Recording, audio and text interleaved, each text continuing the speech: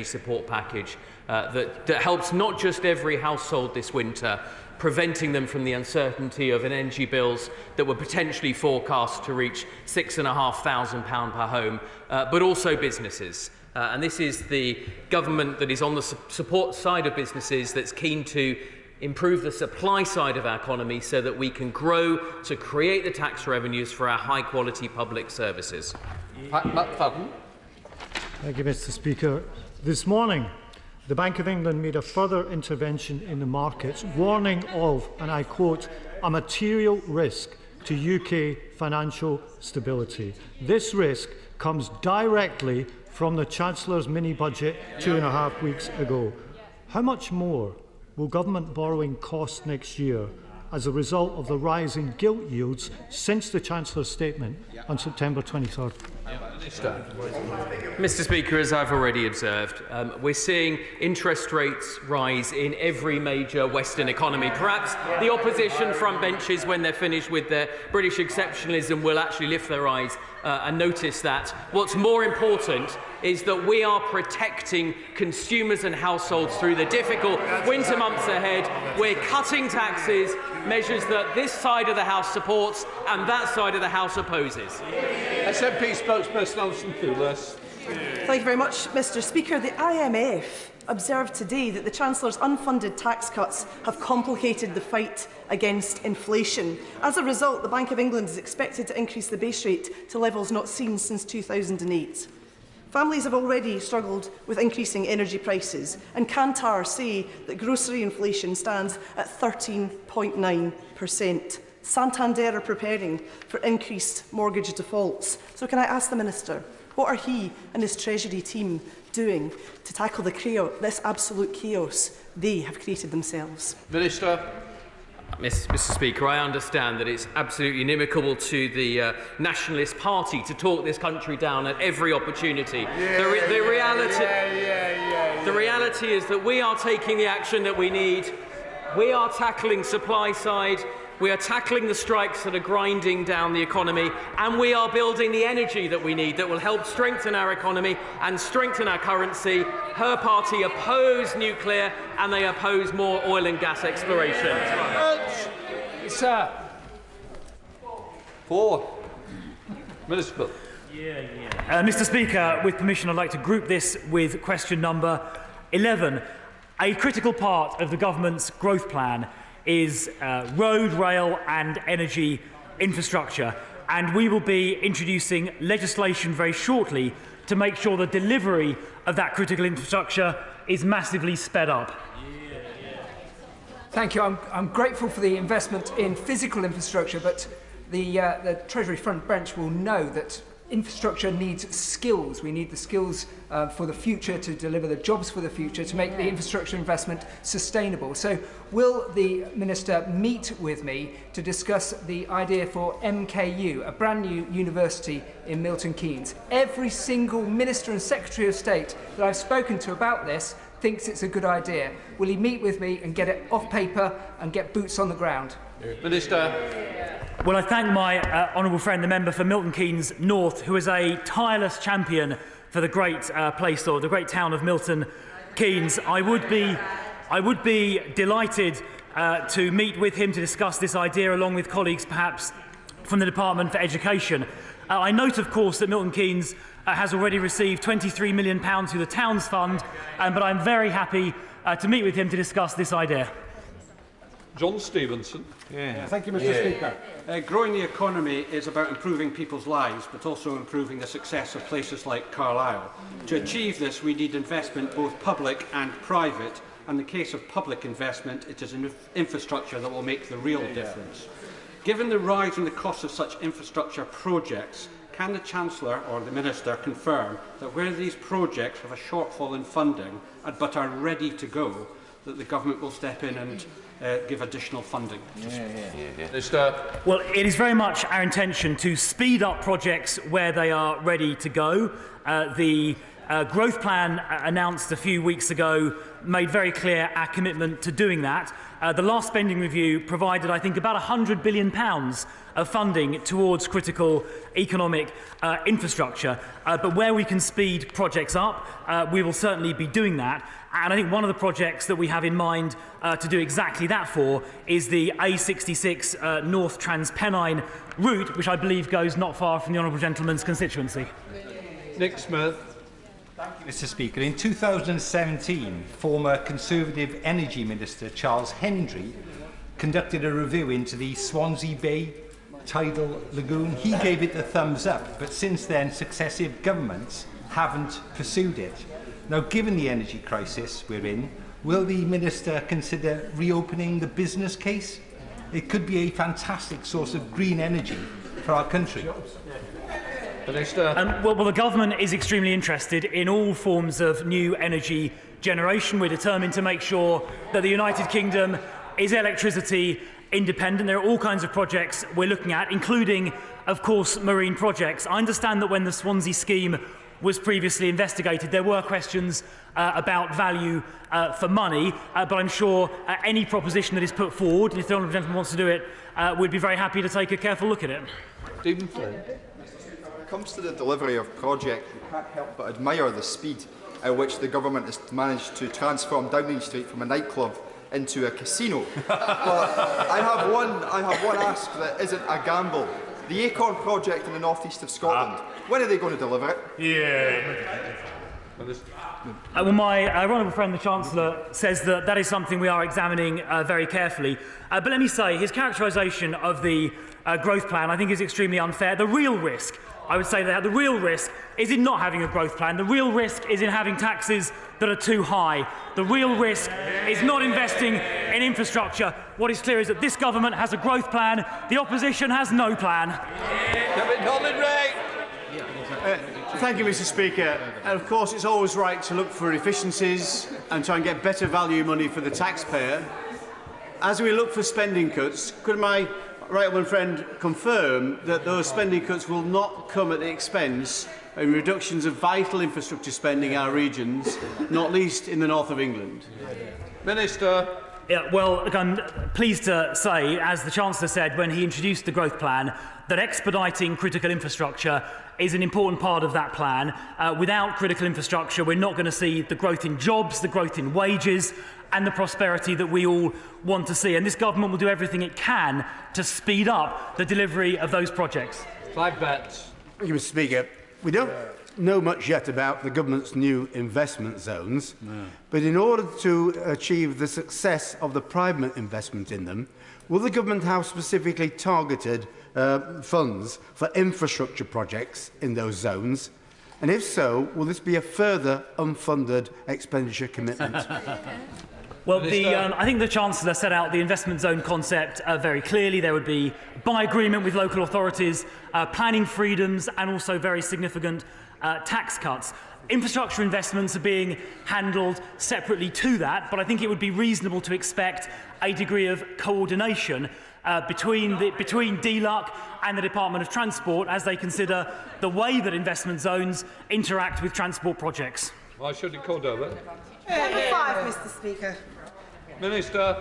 Mr. Speaker, reforming the EU's directive on bonus cap is not about paying people more. All it ever did was increase base pay regardless of performance. It was never a cap on total remuneration, and no one should pretend that it was. Why should it call over? Thank you, Mr. Speaker. That was total nonsense. But as some families in Battersea struggle to keep up with the rising cost of living, this government has chosen to help bankers by removing the cap on their bonuses whilst maintaining the cap on household social security. Shame. Now, despite soaring bills and growing inflation, the cap has remained stagnant since 2016, plunging hundreds of thousands of families into deep poverty. The cap on social security is cruel, and how can the Chancellor seriously justify removing the cap on bankers' bonuses but not on the social security cap? So will he have a word with his colleagues at the Work and Pensions Department and change that?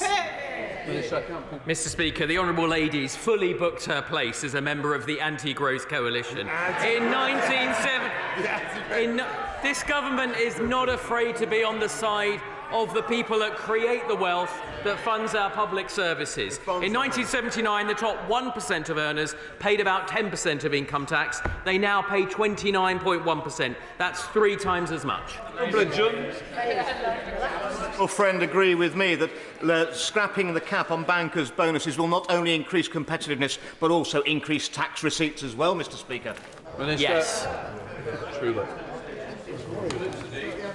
Thank you, Mr. Speaker. At a time when my constituents are struggling to make ends meet, they're struggling to put food on the table and struggling to put the heating on, this government has decided the way to increase growth in the economy is to lift the cap on bankers' bonuses. As Shadow City Minister, not a single person that I spoke to in the city or a single bank that I spoke to said this was the right policy to drive growth in the economy. So could I ask the Minister, does he really think this policy will drive growth in the economy, or are we going to see yet another U-turn from his government? Minister. I can assure the honourable lady that this government is going to grow the economy, and it's going to grow the economy by releasing the burden, the yoke of taxation, whether that's on ordinary people, cutting the basic rate of tax from 20 pence to 19 pence, whether it's today by reversing the increase in national insurance or by cutting the taxes on the businesses that she's been meeting, and I welcome that, by reversing the increase in corporation tax next year. Mr. Speaker. Minister. This government will back first-time buyers by increasing the level at which they start paying stamp duty. Young couple can now purchase a property for up to $425,000 without paying tax. Mr. Speaker, it's a core tenet of our belief to help everyone onto the housing ladder. So can I ask the Minister what assessment has he made since the growth plan about helping people and areas build houses for those who need it and want it? Minister. My honourable friend, the Secretary of State for Department of Housing Local Government will be making a statement to this House in the coming weeks. Thank you, Mr. Speaker. My constituent wrote to me, said, what world do the Tories live in? I guess one where you protect the rich and wealthy. The suggestion that the Treasury thinks that a person on 30k a year can buy a home in London is frankly laughable and salt in the wound. Can I please ask the Minister how he expects my constituents in Vauxhall, who are already struggling to pay their rent, to save on a salary of 30k to buy a new home? Minister. I'd be very happy to write to the honourable lady to talk to her constituents about the unprecedented intervention that we have made to protect her constituents this winter from their energy bills, putting valuable certainty and confidence not just into every household, but into every business in the economy, which is why today the IMF have increased their growth forecast for the United Kingdom. Number 7, Mr. Speaker. Thank you, Mr. Speaker. In relation to his question, he will have seen that I brought forward the publication of the medium-term fiscal plan to the 31st of October. Mr. Speaker, I think the House will agree with me that the uncertainty over the state hasn't exactly helped forward planning when it came to benefits. Any real cut in benefits will mean people not having enough money to buy food and buy clothing for their children. So does the Chancellor agree with me that increasing benefits in line with inflation is the only fair way forward? Indeed, it would be immoral to do otherwise. And as the Chief Executive Inverness Citizens Advice Bureau has pointed out to me, such benefit money is spent locally, within the local economy, and is a boost to what the Chancellor has talked about many times, which is growing the economy. Well, I'm delighted to see that one member of the anti-growth coalition is focusing on growth, but in relation to his specific question, he will understand that the medium-term fiscal plan is coming out on the 31st of October, and I'm not going to prejudge any measures in it. Robert Halford. Thank you, Mr. Speaker. Does my honourable friend agree that a very important part of the plan for growth is the levelling up fund? And has my honourable friend seen Harlow Council's Levelling Up Fund bid, which I wholeheartedly support, which would transform a derelict area of our town centre into a thriving cultural quarter with jobs, investment and tackling antisocial behaviour, with these abandoned buildings that for far too long blighted the heart of our town?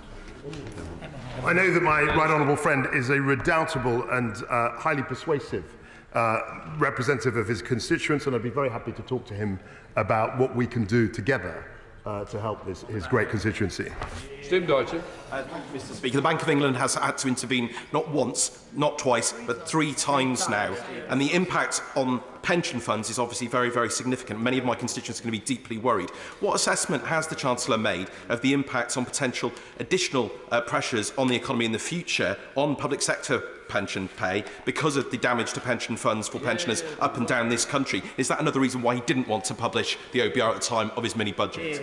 So the OBR will be fully scoring and giving a forecast ahead of the medium-term fiscal plan. In relation to the Bank of England, I speak to the Governor very frequently, and he is someone who is absolutely independent and is actually managing what is a global situation very effectively.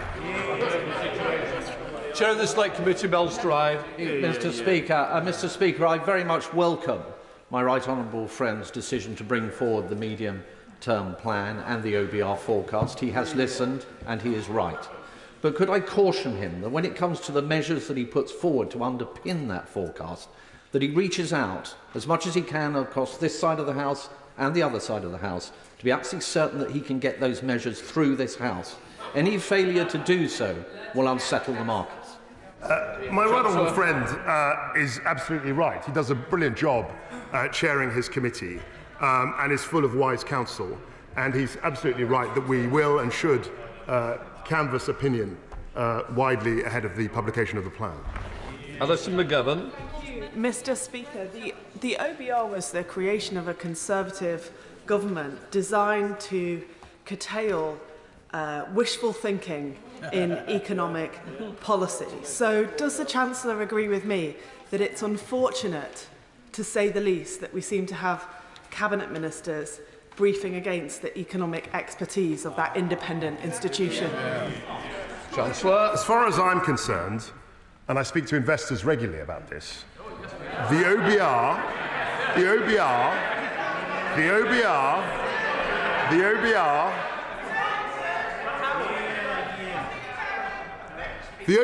is an institution that commands wide respect, not only in the UK, but across the world, and its independence, to me, is absolutely sacrosanct. Gail Perman. The energy price guarantee is an outstanding part of the growth plan and key, but far too few businesses and households know about it. Can I urge the Chancellor to have a nationwide mail-out campaign coupled to government taking the lead on the reduction of energy in all public buildings, as the Germans and other countries are doing so? This has the twin benefit of saving consumers and also reducing taxpayer subsidy. I think my honourable friend makes an excellent suggestion. Obviously, I'm very careful not to make unfunded spending commitments on the floor of the House. But his suggestion is a very well-made one, which we should look into. Shadow Minister James Money.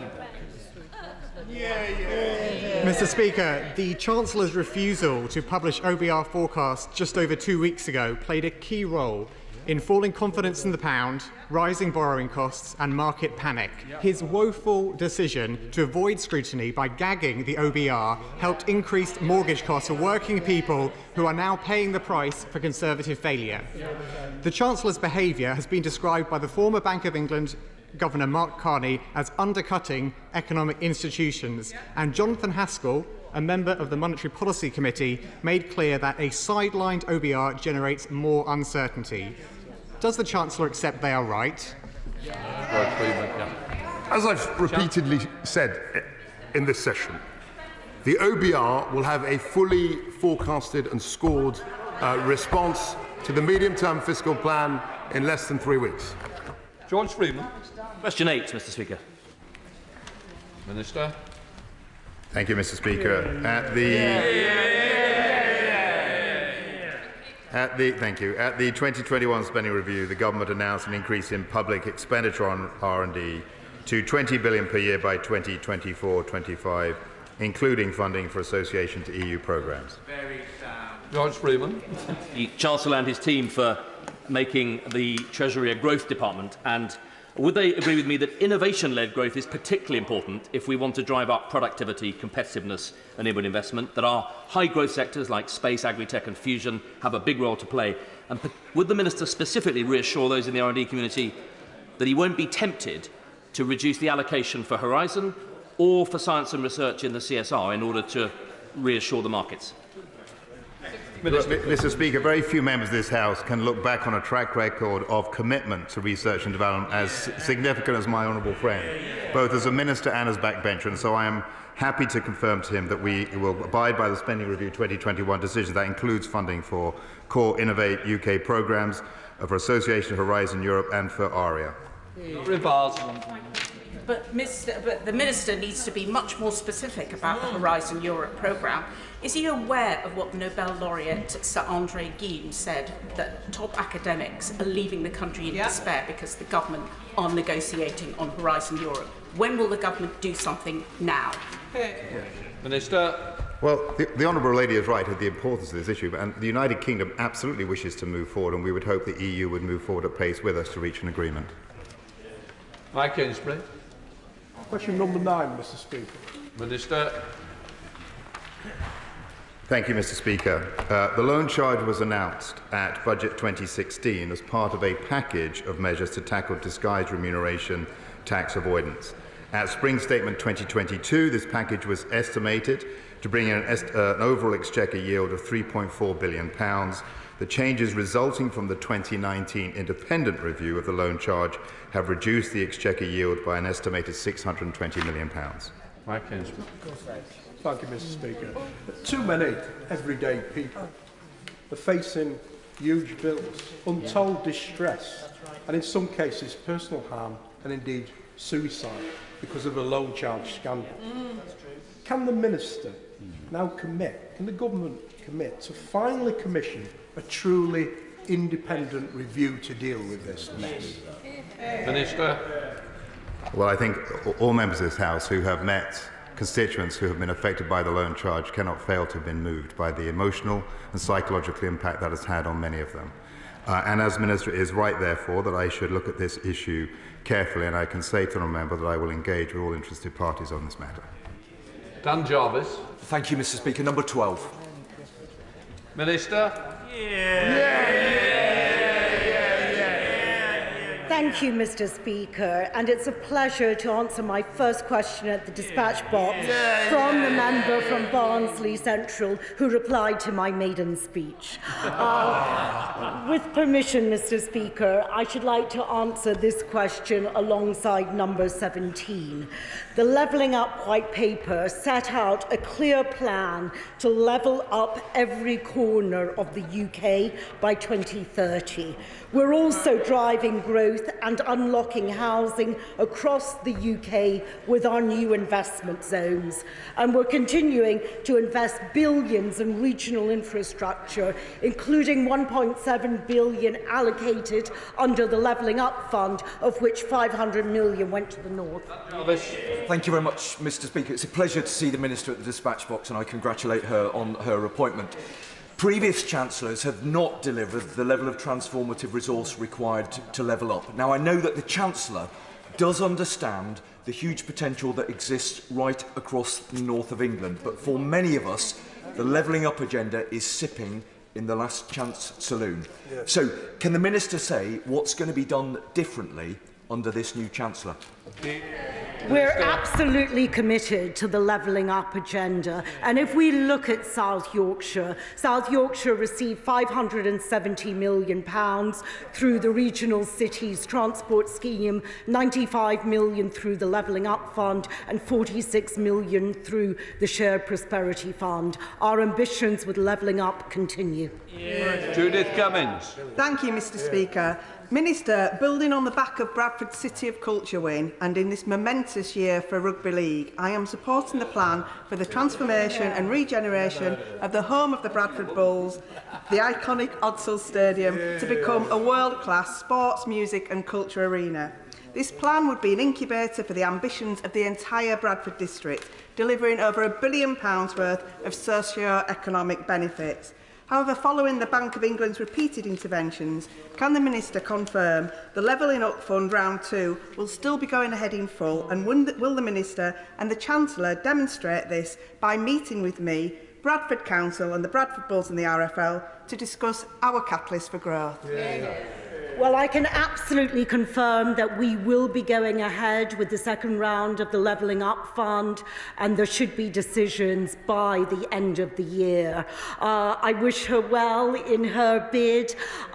Clearly, there is an independent assessment going on of the bids at the moment, but if it is possible to meet them, we will do that. But clearly, we need to decide if that is appropriate. And I would also like to congratulate her on her success in the first round of the Levelling Up bid, where she got 20 million for Squire Lane Leisure Centre. Martin Vickers. Thank you, Mr. Speaker. The renewable energy sector is vital to my Cleethorpes constituency and the neighbouring area, and has done a great deal to level up the local economy. Can the Minister give an assurance that the support for the sector will continue? We are very much so committed to the sector, and I would be delighted to sit down with the honourable gentleman to discuss further. Paulson. Mr. Speaker, a key part of levelling up is the creation of investment zones. The Chancellor will be aware of the proposals for a gigafactory at Coventry Airport to support UK automotive manufacturing.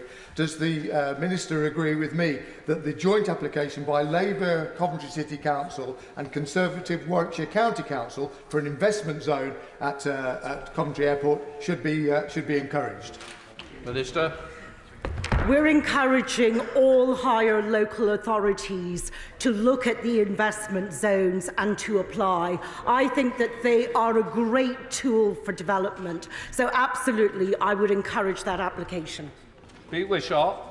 Mr. Speaker, never so much chaos has ever been inflicted on so many by so few will be the motto that will reverberate down the eons for this government. But can I ask her, do they actually still believe in this fairy tale of levelling up? Isn't it now just a matter of how far they're going to level us all down? Minister.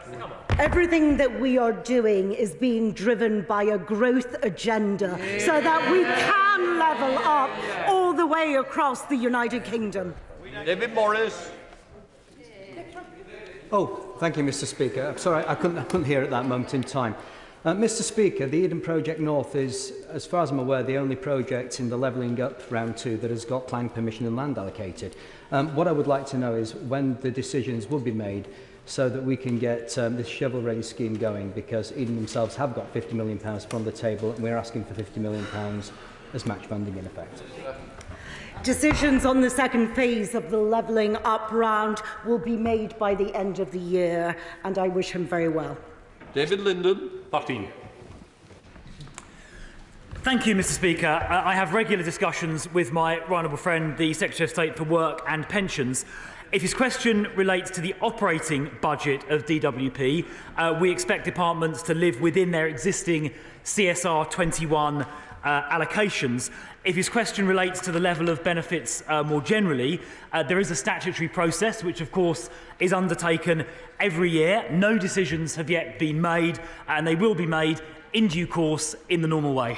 David Linden. Thank you very much, Mr. Speaker. Can I thank the Minister for his answer, if not his recent tweets? Can I also ask him as well if he's had any representations from the Secretary of State for Work and Pensions to increase social security payments in line with inflation? Far too often this government talks about its agenda for growth, but failure to increase in line with inflation will result just in growth in food banks in Easterhouse, fuel poverty in Carmyle and child poverty in Baillieston. So when's he going to do the right thing and commit to rising social security in line with inflation, not earnings? Well, I'm obviously not going to offer any kind of running commentary on internal discussions which are going on. I've said that the normal, ordinary statutory process is ongoing, but of course the government is mindful of the cost of living pressures that people are facing. I would draw the honourable member's attention to the very large increase in the national minimum wage, I think about 7%, that took place last April or May. And of course there are also now more vacancies in the economy than there are people on unemployment benefits as well. Julian Smith. Confirm to this House that the government will not balance the forthcoming tax cuts on the back of the poorest people in our country.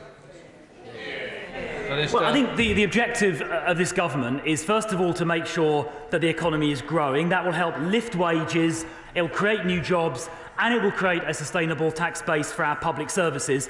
But as we make these decisions that my honourable friend refers to, of course we're going to balance considerations of fairness, the cost of living pressures that people suffer, along, of course, with interests of the taxpayers who are working hard to pay tax as well.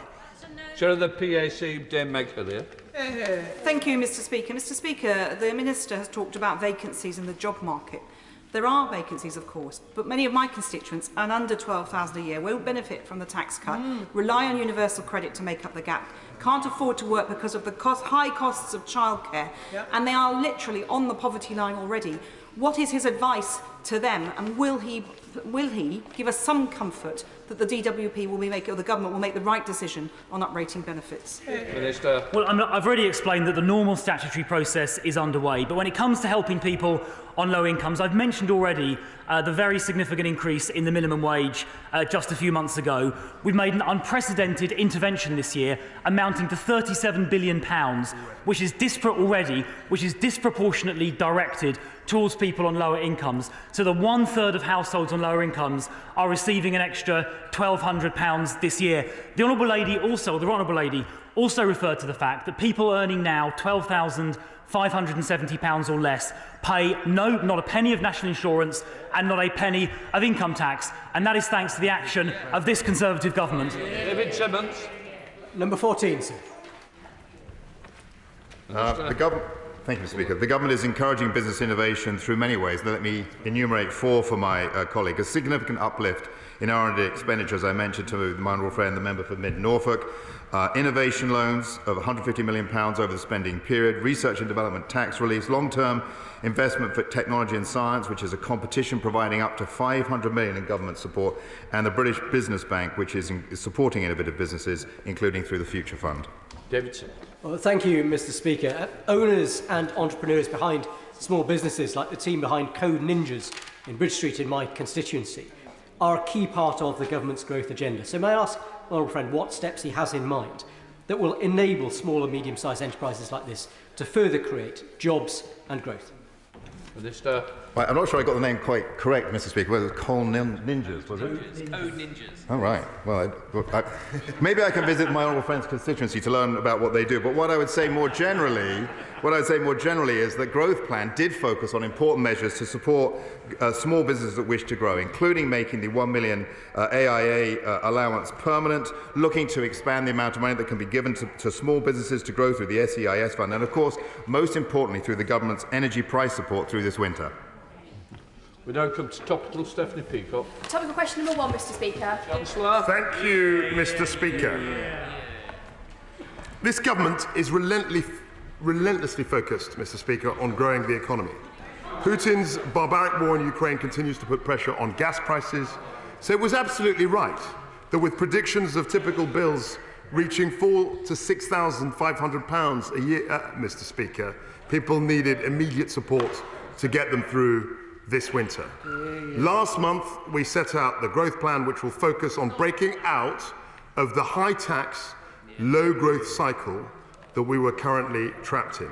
This will put more money in people's pockets and raise living standards for all our people. Mr. Speaker, this week I wrote to my right honourable friend, the member for Central Devon, to inform him that I will set out the medium-term fiscal plan on the 31st of October to remind the House and I wish to remind the House that this will be accompanied by a full economic and fiscal forecast published by the Office for Budget Responsibility. Thank you, Mr. Speaker. The Chancellor sat in a cabinet that committed to increasing social security payments in line with inflation.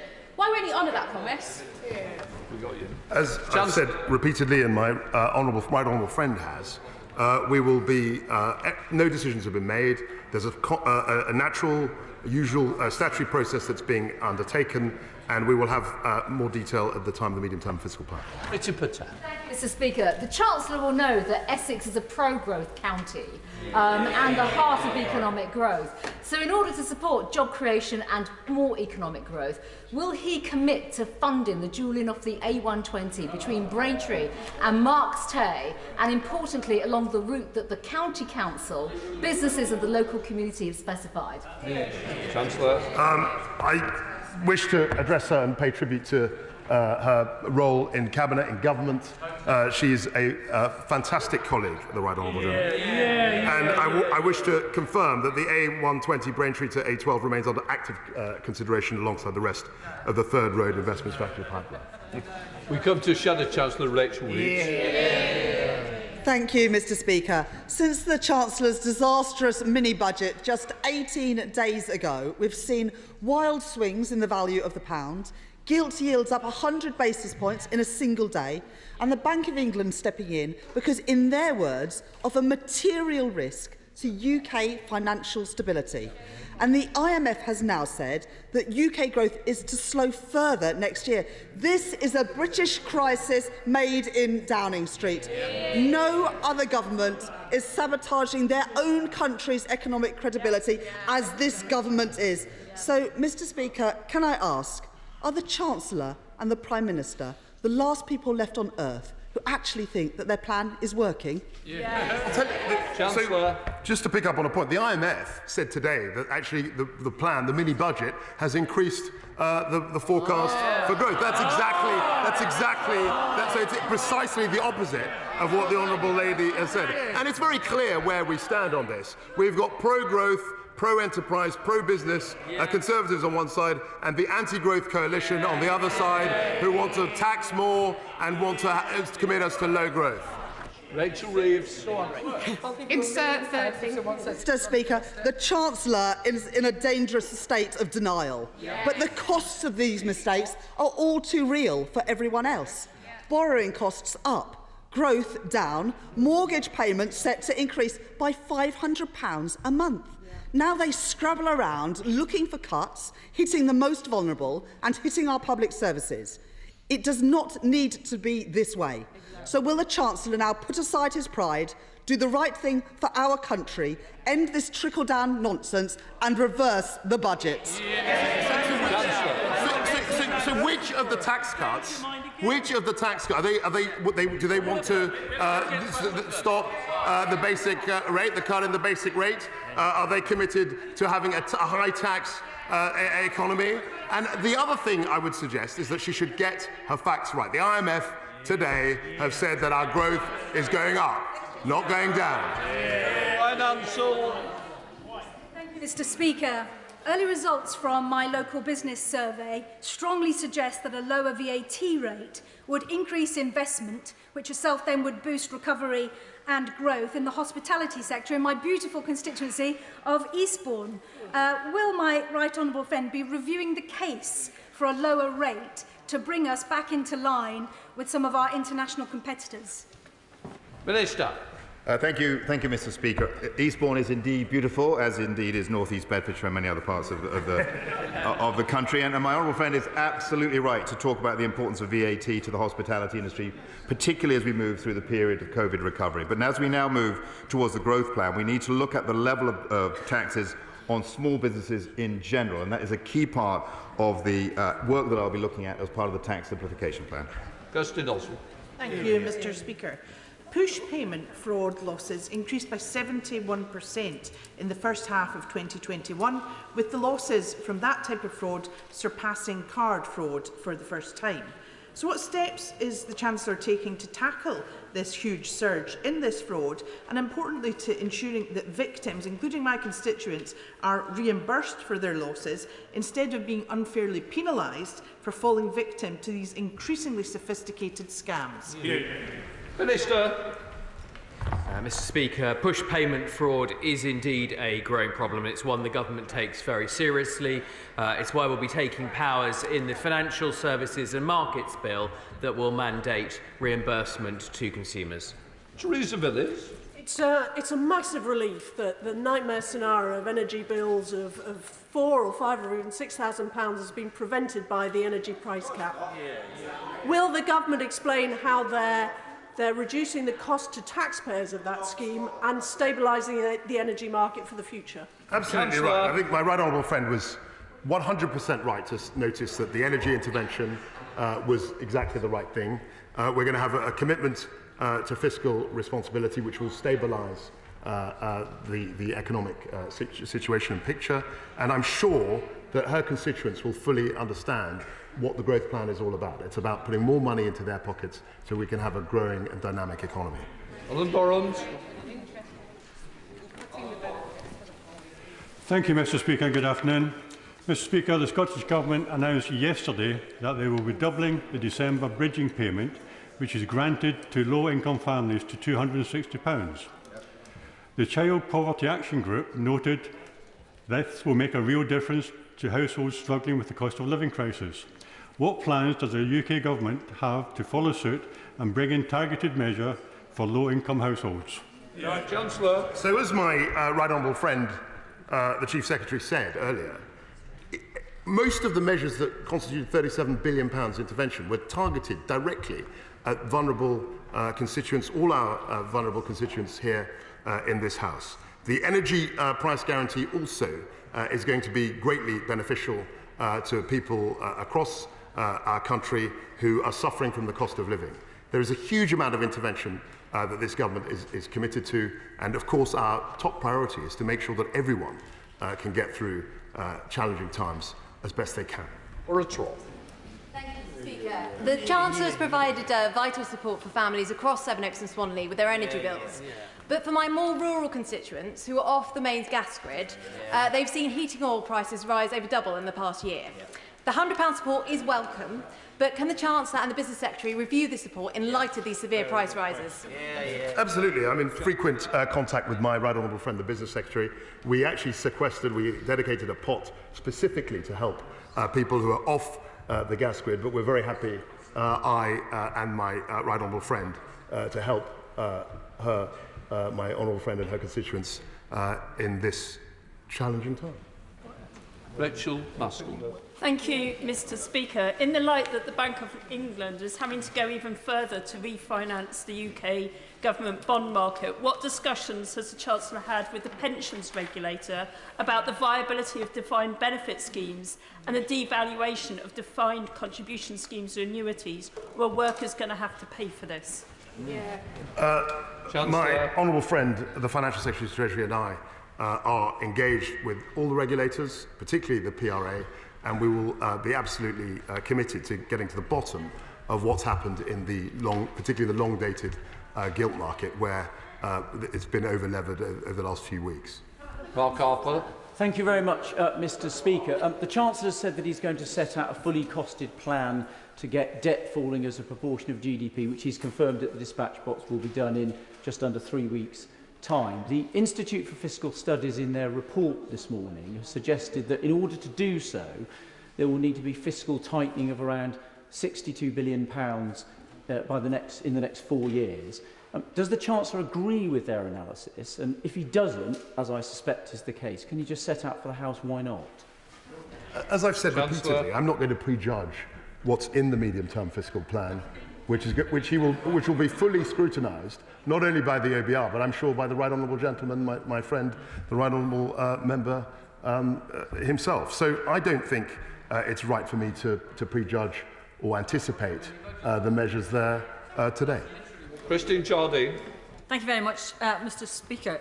Currently, the IMF, despite the Chancellor's confident words, the IMF is predicting that inflation will last longer in this country than in other similar economies. And in my constituency of Edinburgh West, where we have half the national average rate of unemployment and claimants, people are so concerned that more than half of them are talking about cutting their essential budgets, and 20%, according to recent reports, are concerned that they might have to turn to food banks for the first time. So when will the Chancellor reassess the potential impact of this growth plan and accept that maybe he's got it wrong?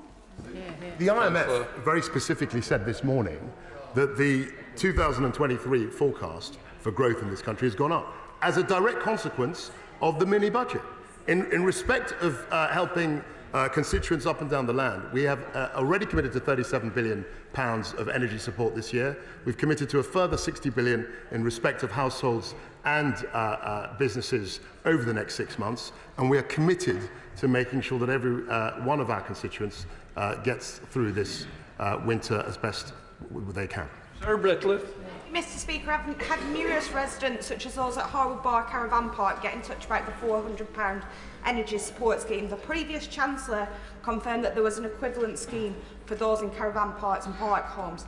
Can the Chancellor please provide an update for my residents in Hamburg and Hasland?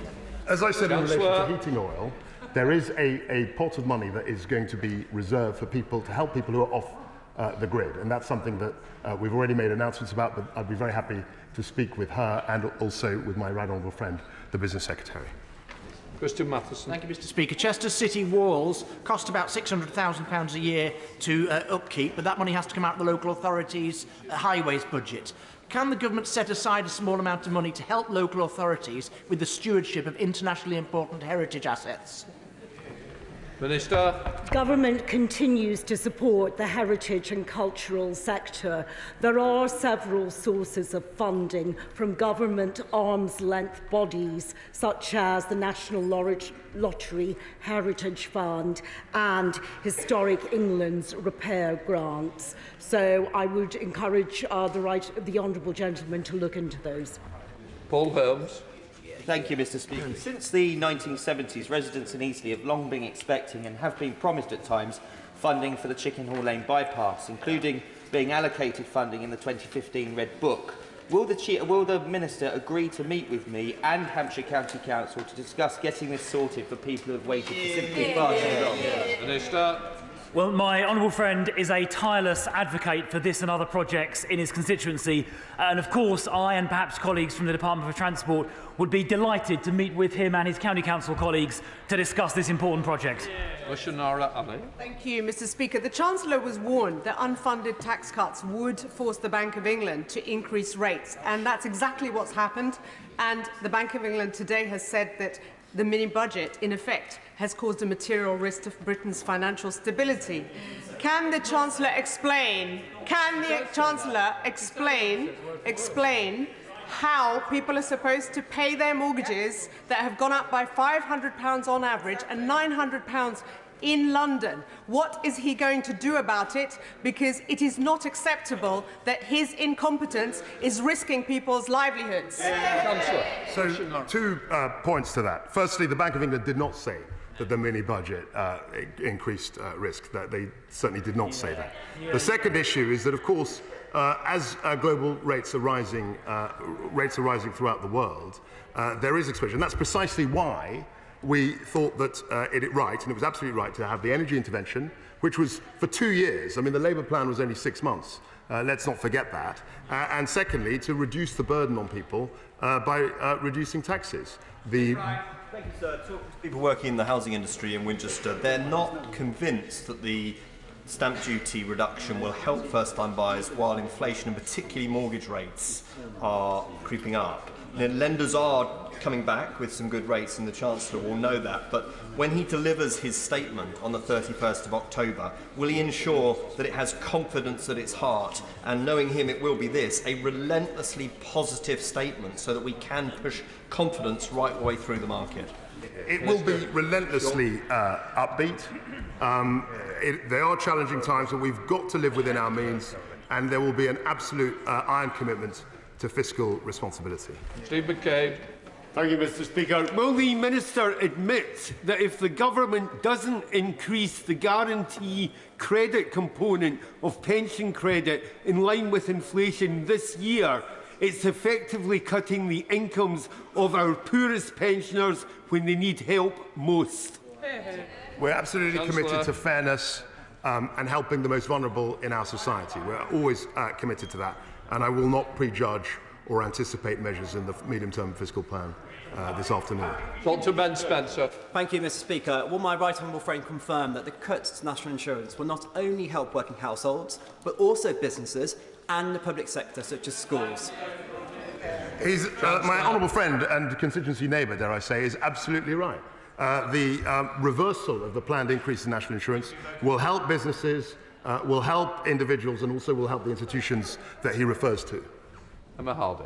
Thank you, Mr. Speaker. Can the Chancellor state how much the investment zones are worth and how they will be funded?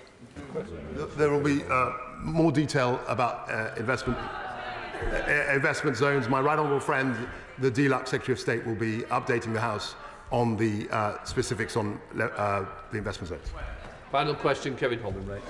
Thank you, Mr. Speaker. The UK has quite rightly frozen around £30 billion of Russian foreign currency reserves. A number of countries are moving from freezing those assets to seizing them to pay reparations to Ukraine. Would my right honourable friend look at similar measures from the UK? These have been discussed in the past. I think the right honourable member for Surrey Heath did talk about this earlier in the year, and these schemes are always being looked at in light of what is an increasingly bleak situation in Russia-Ukraine. Volatile. Right, let us start with the urgent questions. We'll just let the bench clear.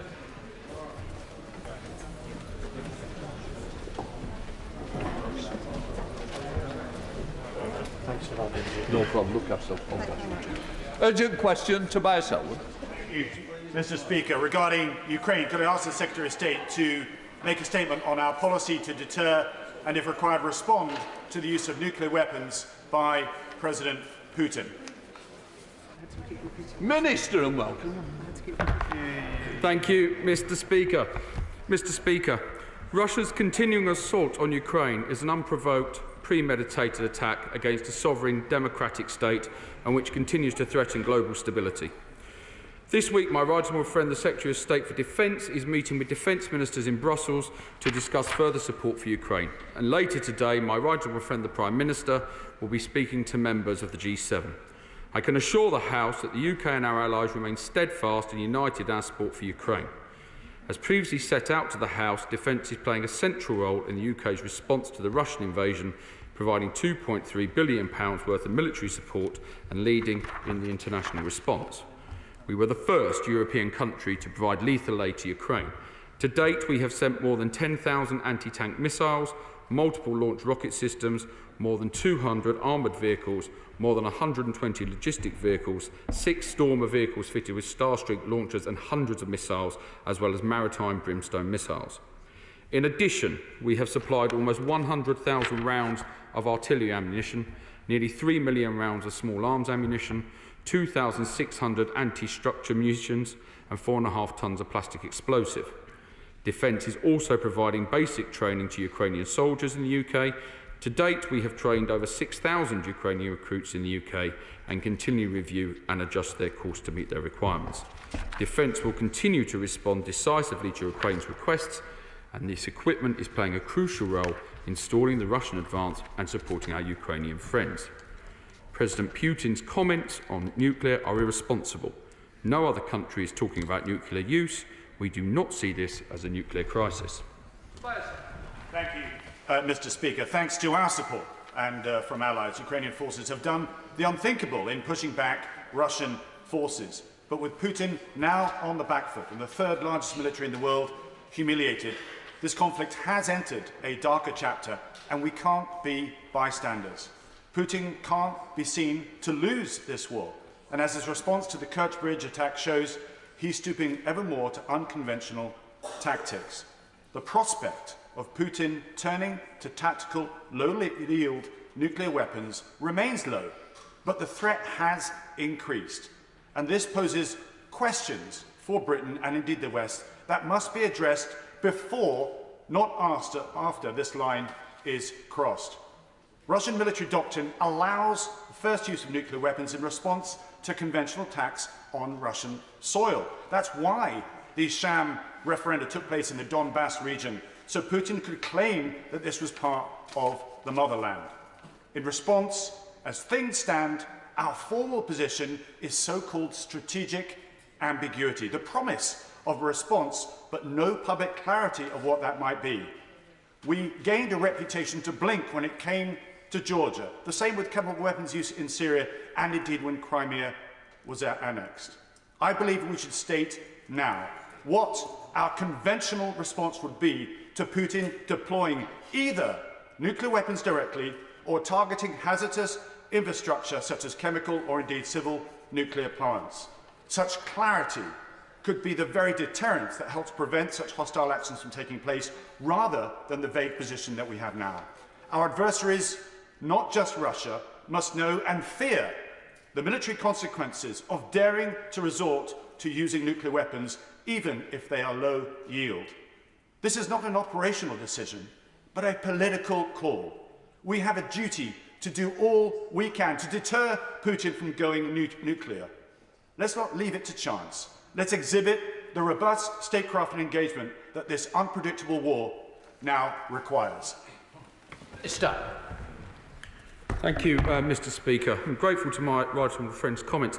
Perhaps, Mr. Speaker, I should reiterate what I said at the start, that President Putin's comments are irresponsible. No other country is talking about nuclear use, and we do not see this as a nuclear crisis.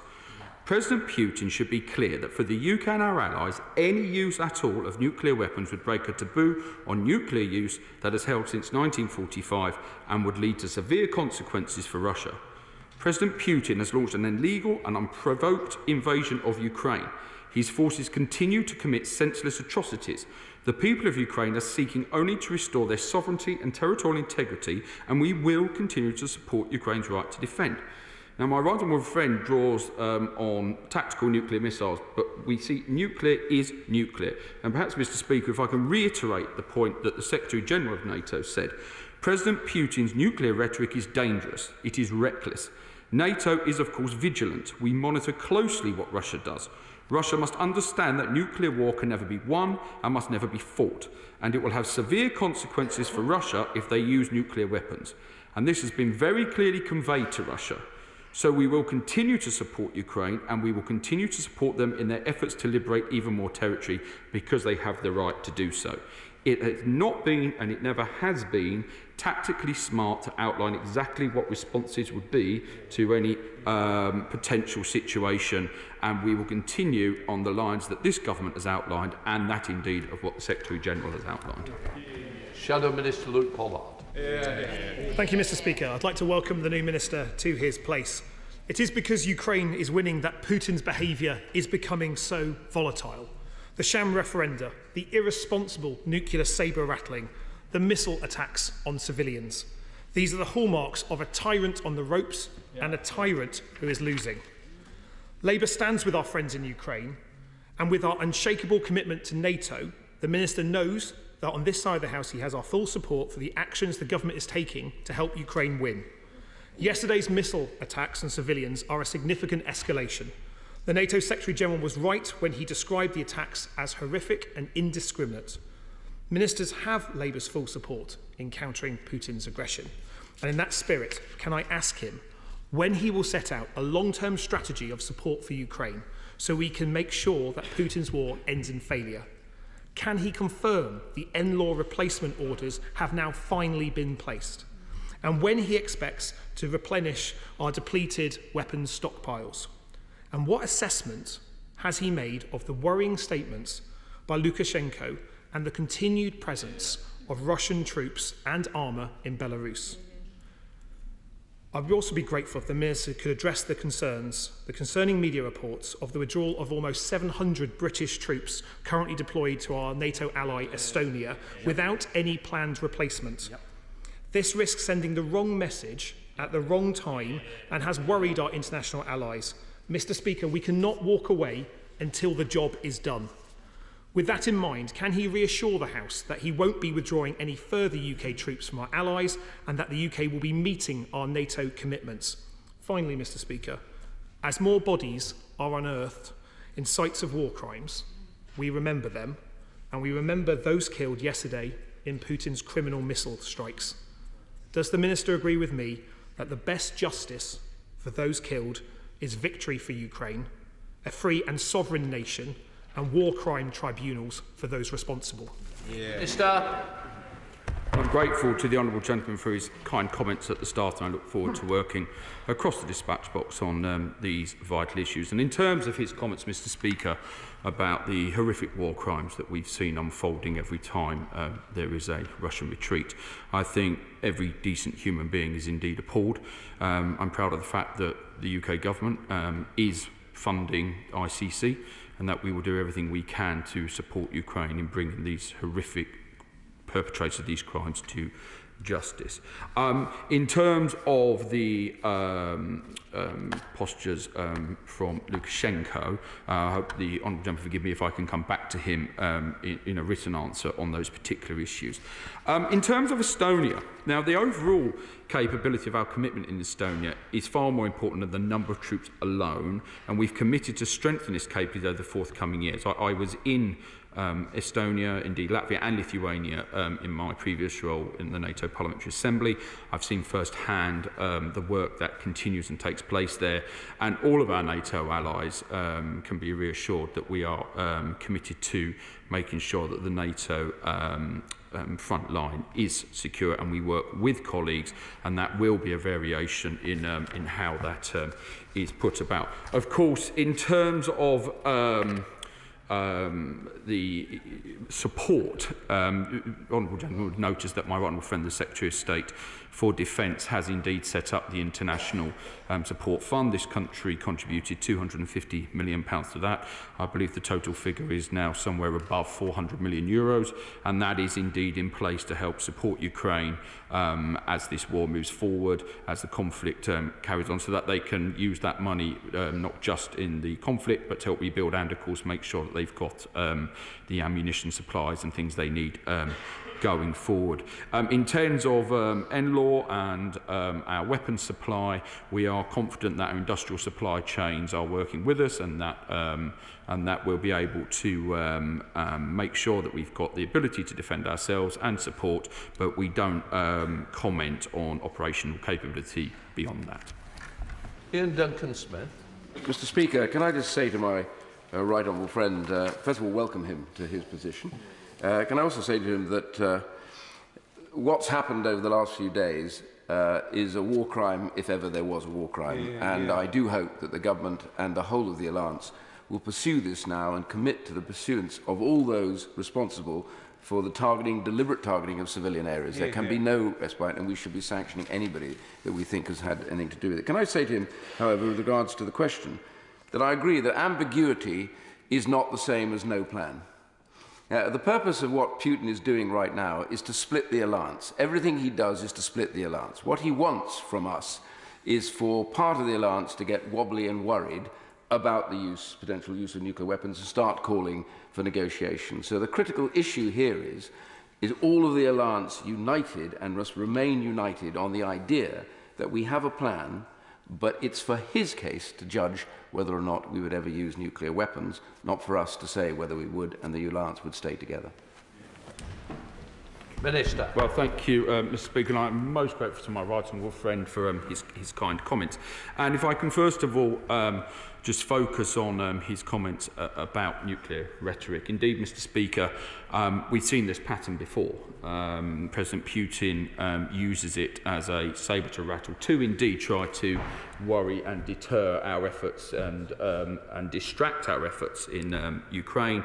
And it simply won't work, because fundamentally NATO is a defensive alliance, and it's a nuclear defensive alliance, and it will be all the time that nuclear weapons exist, and it's one which has been successful, and it's one that President Putin should take notice of. So I think what is important at this moment in time, when we talk about perhaps the nuclear sabre rattling, is that we stay calm, that we analyse the situation as it is, and we really demand that he steps back from this dangerous nuclear rhetoric, so there cannot be any miscalculation on any side as we move forward. Just in terms of war crimes, Mr. Speaker, I fundamentally agree. We will do everything to bring to justice those who have perpetrated these horrific crimes which go against every aspect of the Geneva Convention. Every day this war goes on, more and more war crimes are committed.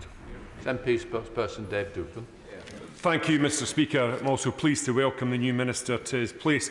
These barbaric attacks by Russia on Ukraine's civilian population and infrastructure, together with their extremely unwelcome nuclear rhetoric, demonstrate the renewed urgency with which Ukraine's defensive capabilities need to be upgraded, particularly in terms of air defence like that which Germany is sending and that which the United States are also sending.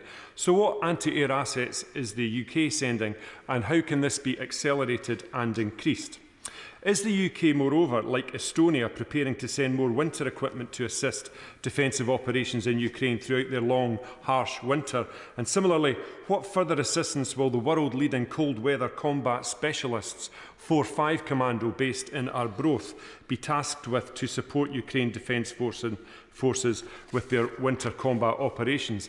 And the Minister sought to justify, or attempted to justify, the halving of numbers in Estonia by saying that this is not a numbers game. But of course, force strength is all about the numbers. And I wonder how he thinks they'll be viewing that in Estonia and in Moscow. Perhaps the Minister can explain to the House what recent behaviour from Russia has indicated a lessening threat to our NATO allies on the eastern flank, and from whom the UK appears to be shamelessly walking away. Thank you, Mr Speaker. Well, first of all, thank the honourable gentleman for his kind comments. In terms of Estonia, this isn't about the UK walking away from a NATO ally. This is about NATO defence and NATO operations that vary over time, and that we work with our allies. And as I say, I've been to these countries very recently. I've seen the exercises that take place and how we play part of that. And I don't think we should focus down on just one particular area and try to suggest that we've walked away. We have not done that. In terms of his air defence questions, of course, we have got Stormer vehicles, we have got Starstreak missiles, and we remain committed to delivering to Ukraine what it needs and when it asks for, and how that can best be tactically used. And those operational capabilities are a constant conversation between the Ukrainian government and the British government.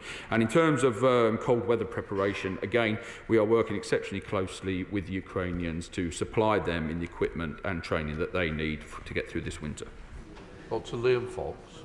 Speaker, I'm delighted to see my right honourable friend in his place, and he's quite rightly talked about the coalition of countries who have been helping Ukraine defend itself, including the United Kingdom, something of which we should be very proud. But can he also confirm that Iran has now supplied Mahajir 6 and Shahed variant UAVs to Russia? And can he tell us what other countries are giving logistical support and weaponry to Russia in its war of choice against the Ukrainian people? Minister. I'm grateful to my right honourable friend.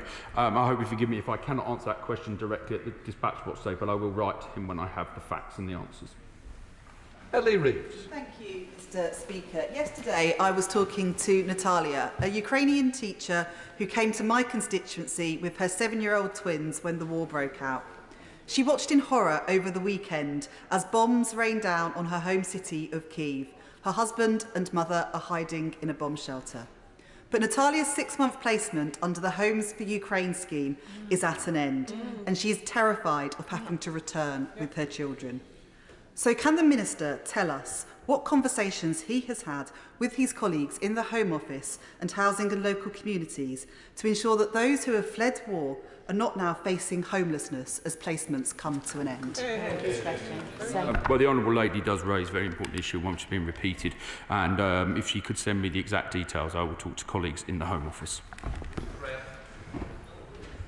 Mr Speaker, the events on the edge of Ukraine have got more and more alarming over the last few days, and clearly there's a major role for NATO in their efforts to try and bring things back to a peaceful situation. But what information can the Minister in his new place, for which congratulations, can he share with us today about talks that we've had with other countries like China and India who may have useful leverage on Putin? Well, of course, the situation in Ukraine, Mr Speaker, is indeed a government-wide situation and one which involves the Foreign Office as much as it does the MOD. Those relationships are certainly ones that sit within the Foreign Office, and I'm sure that my right honourable friend, the Foreign Secretary, will have heard the comments of my honourable friend today. Larry Ben. Thank you very much indeed, Mr. Speaker. Does the government regard the Kerch Bridge, which of course links Russia and Ukrainian territory seized by Russia in 2014 and which was attacked over the weekend, as a legitimate military target? And would he care to contrast that target with the pictures we saw yesterday of a large missile crater in Kiev right next to a children's playground?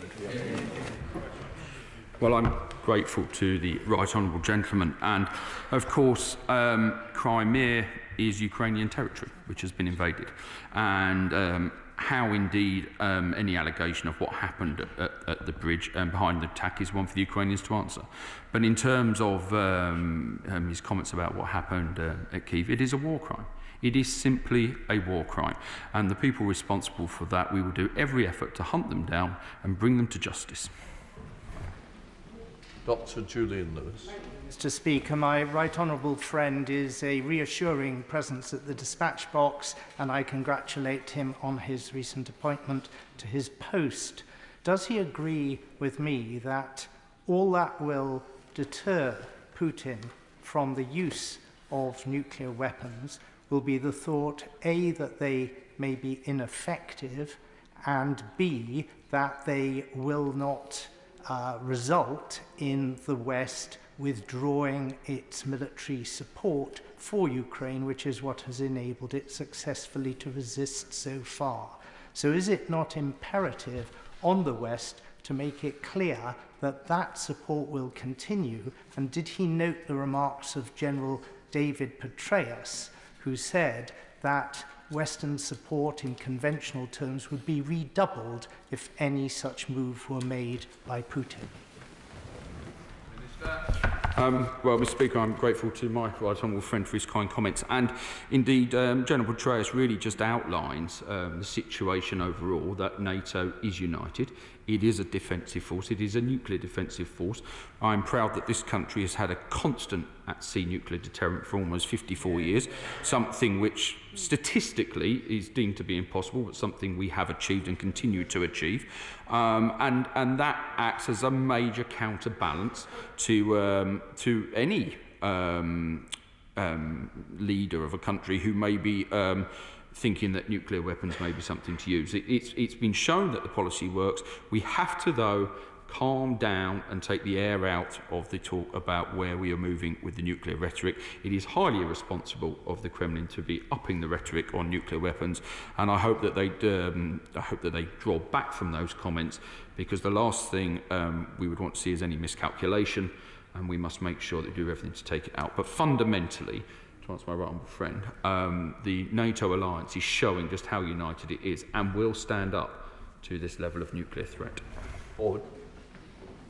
Thank you, Mr. Speaker, and I thank the right honourable member for Bournemouth East for tabling this urgent question on the enormously important issues that we've been discussing. I must disagree with his suggestion in newspapers today that we reconsider no-fly zones over Ukraine's cities and critical national infrastructure and expediting Ukraine's membership of NATO. Putin is ever weaker at home in Russia, while this is a failed operation in Ukraine against Ukraine. His popularity could grow significantly in Russia if his attempts to paint this as a NATO-Russia conflict are successful. So can the Minister outline what further steps the government intends to ensure that we and all of our NATO allies are as one in deciding what additional support can be provided to Ukraine? Thank you, Mr. Speaker, and I'm grateful to the honourable gentleman for his comments. I think his attitude towards no-fly zones and NATO membership are based in a reality, and I think that what we are seeing is the NATO alliance and other allies around the world determined to give the support that we can give to Ukraine. There's no suggestion of backing down that support, and we have support from outside of NATO allies. It's an international coalition which are helping to train Ukrainian troops, helping to contribute towards the international funds, and indeed, of course, supplying lethal and non-lethal aid, and that alliance is growing stronger. David Mundell. Thank you, Mr. Speaker. I refer to my register of interest.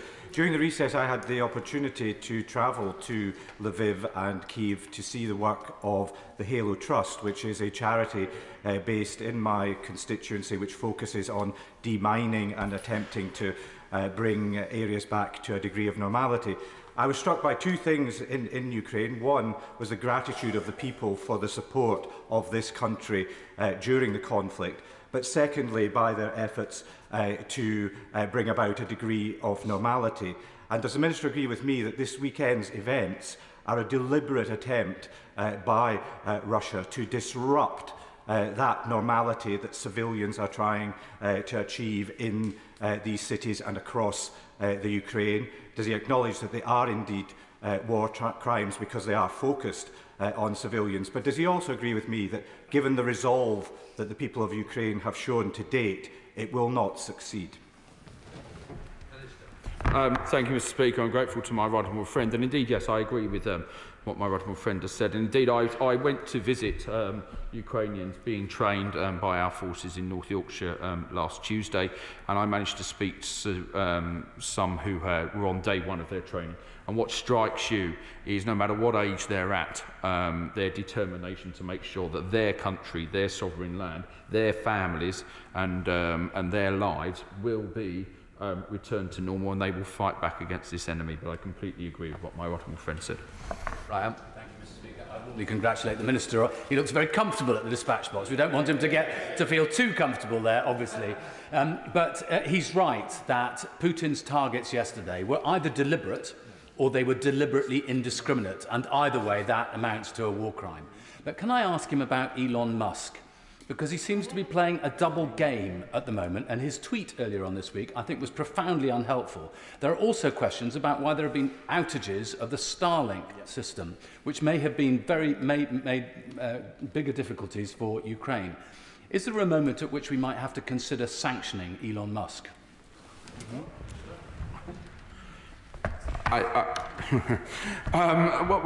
What I say is that sanctions remain under review at all times, and everything will be taken into consideration in the round. I think we must always make sure we're well aware of what all the facts are, not just react to social media, and then those things can be looked at, and whether any sanctions would be appropriate or not. Short. Thank you, Mr. Speaker, and I warmly welcome the Minister to his post. Today is Ukraine Day at Cheltenham Literature Festival, and this morning I had the extraordinary privilege of meeting musicians, poets, writers who've travelled from bombarded cities to come to Cheltenham to perform. Will he join with me in thanking the British Council and indeed Cheltenham Literature Festival for ensuring that our support isn't just military, but extends to supporting the culture of that great country too? Well, I'm certainly delighted to do that, Mr. Speaker, and I know that my honourable friend will have been deeply involved with his constituents and the Ukrainians, and I know that his office will be giving them the warmest welcome possible. Toby Perkins. Thank you very much, Mr. Speaker. Putin's murderous actions over this weekend are a surefire sign of his desperation. His desperation partly comes from the host of desertions we're seeing from the Russian military and an army thought to be his pride that is actually in retreat. But does the Minister agree with me that we need to be making the point that every single person in Russian uniform who commits a war crime will be sought, not just those who were in positions of power, and also that we should be doing everything we can to increase the scale of Russian desertions and undermine Putin's campaign in that way? Yes, I'm grateful to the honourable gentleman. I completely agree with what he's just said. And, you know, I don't think we can at all underestimate the scale of the atrocities that are being committed as war crimes. There are many members in this House who have served in the military. There are many members in this House who have been in the battlefield. They are trained to the laws of the Geneva Convention, to the laws of the battlefield, as are many people in the Russian, and certainly the Russian leaders will know those laws. And there are consequences to that. And I'm proud that we are putting funding and investment and resources into the ICC to bring these people to court. And I think that whatever we can do, I know would have the support across the House, because we have to. We have to say that it doesn't matter who you are. If you're a squaddy to a general, if you've committed a war crime, we will find you, we will send you to prison. And if you don't believe that, we are still sending former SS officers who are almost in their hundreds to prison today. James Gray. Mr. Speaker, the Russian doctrine of escalate to de-escalate almost certainly means that when the rats are cornered, and the rat Putin and his rat-like friends are cornered right now, they will lash out. That's all without any question at all. And that won't, I hope the Minister's right in thinking that won't necessarily be nuclear lash out, and I think it probably is quite unlikely. We must be ready for it if it is. But there's so many other ways you could do so with regard to cyber, with regard to chemical and biological weapons, with regard to economic weapons. And it might well be covert operations beyond Ukraine, not necessarily in Ukraine itself. So what preparations the MOD make, I don't want details because quite rightly he won't tell us, but I hope that the MOD are making careful preparations for all sorts of hybrid warfare which may well now occur and may well be in place other than Ukraine. Thank you, Mr. Speaker. Well, I'm grateful to my honourable friend, and indeed he raises points that we spoke about many times in the NATO Parliamentary Assembly, and so he'll be well aware that chemical, biological, hybrid warfare, cyber warfare are certainly as much in military planning and strategy as indeed our nuclear weapons. Huge amounts of resources go into cyber capability and those areas. Indeed, part of the memorandum that the former Prime Minister signed with Finland and Sweden was to give support in those areas if they were to be attacked. And so overall, I can assure my honourable friend that all of these issues are discussed in the round.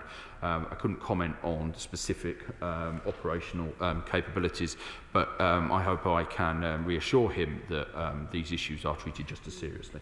Laura Anderson. Thank you, Mr. Speaker. Recently, I went to Kyiv with a group of other parliamentarians, and no conversation that we had there didn't include justice and taking all of these war criminals to court.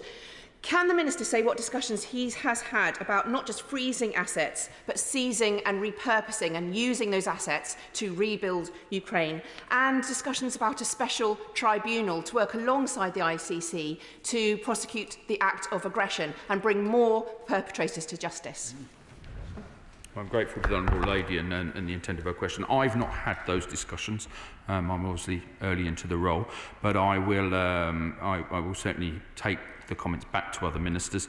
I think overall it's something that goes into the round of allies and the international community and how we approach, because it's not just this country who is seizing assets and sanctions, and it's not just this country who will be involved in the ICC and how we take it forward. But I can't answer a question specifically, but I'm sure other colleagues have heard it, and if you'd like to write me more details, I'd be happy to respond to them. Jonathan Johnson. Thank you, Mr. Speaker.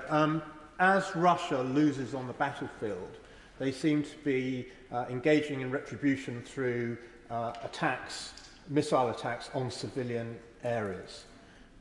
When the all-party group recently went to Kiev, the Defence Minister said to us that if refugees are going to be encouraged to move back to Ukraine, if IDPs are going to be encouraged to move back to reoccupied areas, then the question of defence against missile attack will become absolutely essential. I know that other countries are now looking at this very seriously and providing. Are we going to be providing anti-air support, anti-missile support as well? Minister. Well, we are indeed already supplying levels of air support, and I think it remains relevant to what I said earlier, that we will continue to work with the Ukrainians and work with them to try and deliver what they need to try and defend their country. But we are indeed supplying air defence systems already. Gavin Robinson.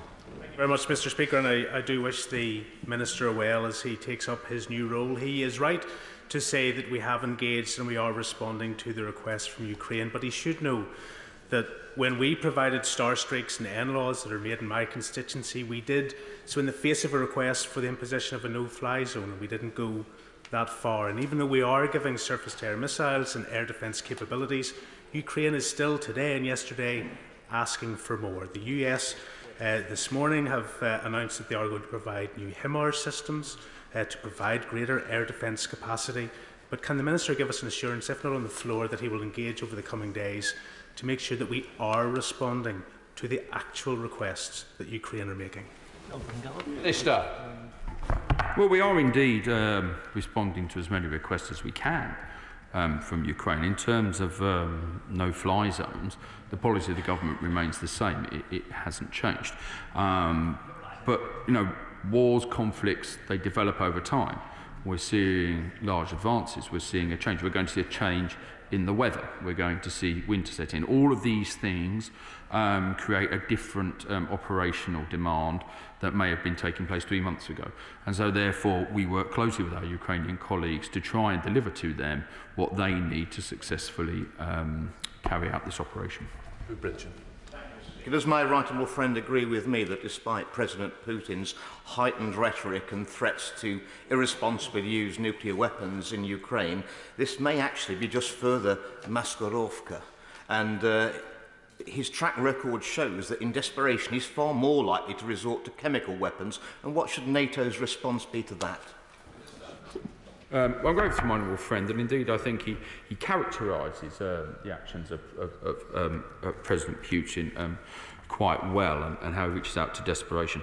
I think the reality is that NATO treats all weapons of mass destruction with the same seriousness, that operationally these things are discussed constantly and how they will respond.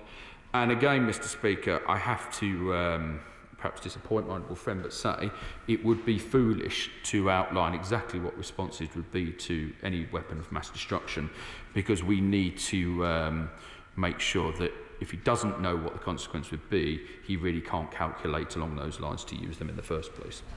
Diana Jones. Thank you, Mr. Speaker. Can I congratulate the Minister on his new role? Can I just add further to the question that was put by my honourable friend for Lewisham West and Penge, whether there's been any discussions with the Department for Levelling Up Housing and Communities, who are responsible for the Homes for Ukraine scheme, and the fact that many councils are worried that they're going to have to deal with homelessness from many of the Ukrainians who are here on that scheme. I'm grateful to the right honourable lady, but that's not something that's come across my desk at this stage of things, but it is something which we will make sure that the Home Office and DLUG do pick up on. Dan Jarvis. Thank you, Mr. Speaker. Can I welcome the Minister to his new role? Specifically in response to the war in Ukraine, the Prime Minister made a commitment to update the integrated review, and we now know that Professor John Bew is leading a process from Downing Street that aims to report before Christmas. Given the concern that has been expressed from members right across the House about the potential loss of capability and the loss of personnel, does the Minister think that it would be prudent not to make any cuts to defence until we know what the outcome of that review is going to be? Well, as the honourable gentleman knows, it's a commitment of the government to indeed increase spending on defence, move to 3% by the end of the 2030s, 2.5% of the way. But of course, we've already increased defence spending by £24 billion in real terms since 2020, and there are no plans to cut that defence budget at this time. Mike Ainsworth. Thank you, Mr. Speaker. I welcome the Minister to his place. I had a conversation today with the Local Government Association, who informed me that 1,915 Ukrainian families are presented as homeless. Again, raising the points my honourable members have raised. Again, I'll press the Minister to have urgent conversations with the Secretary of State for Levelling Up, and indeed the Home Office Minister as well. It really is life and death for many, and it'll help motivate the troops in Ukraine. Thank you. I'm grateful to the honourable gentleman, and my colleagues and I will indeed take up the issues that are being raised on the floor of the House with the relevant departments, and we'll make sure that those conversations are taking place. Wilson. Speaker. Under Putin, Russia has become a terrorist state and a terrorist sponsoring state, whether it's killing people in our own country who they regard as dissidents, blowing up infrastructure, and now, of course, rape and pillage across Ukraine. And the latest act of terror, of course, is terror from the skies. Can the Minister give us an assurance that he will work with our own government and with governments across Europe to ensure that if there are no-fly zones imposed across Ukraine, then at least we will provide them with the necessary defences to ensure that the terror from the skies is dealt with and dealt with effectively. Yes, I mean, indeed, I can give that assurance to the honourable gentleman, because that indeed is what we are doing. As I made clear earlier on, the government's position on no-fly zones remains unchanged, but we are delivering air defence capability to the Ukrainians. We will continue to deliver that capability along with other international allies, and as I know the honourable gentleman appreciates, there is a mix of equipment which is going into Ukraine from various different allies, and that has to be in a reaction to what the Ukrainians need. And so I think if I could just try and give him the reassurance that what the Ukrainians need on the ground, we are doing everything we can across all international partners to try and deliver. Bill Coyle. Yeah, can I also congratulate the Minister on his new role, but given the situation in Ukraine and wider volatility, will the Minister at least agree to review the decision to remove UK forces from Estonia, or is he unable to do so because it forms part of wider armed forces cuts by his government that is alarming our allies, undermining our security and directly breaching and breaking a Conservative manifesto commitment from 2019?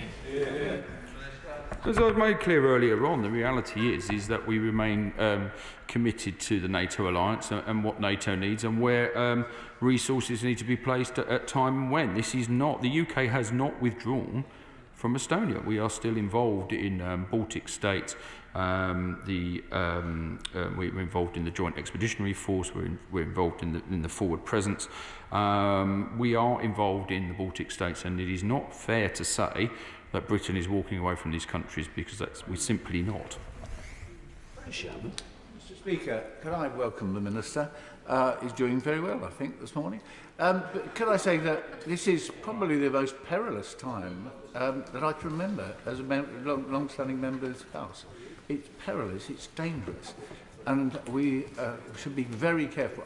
Can I tell him also that when he said, let's lower the rhetoric, and let's show quiet determination.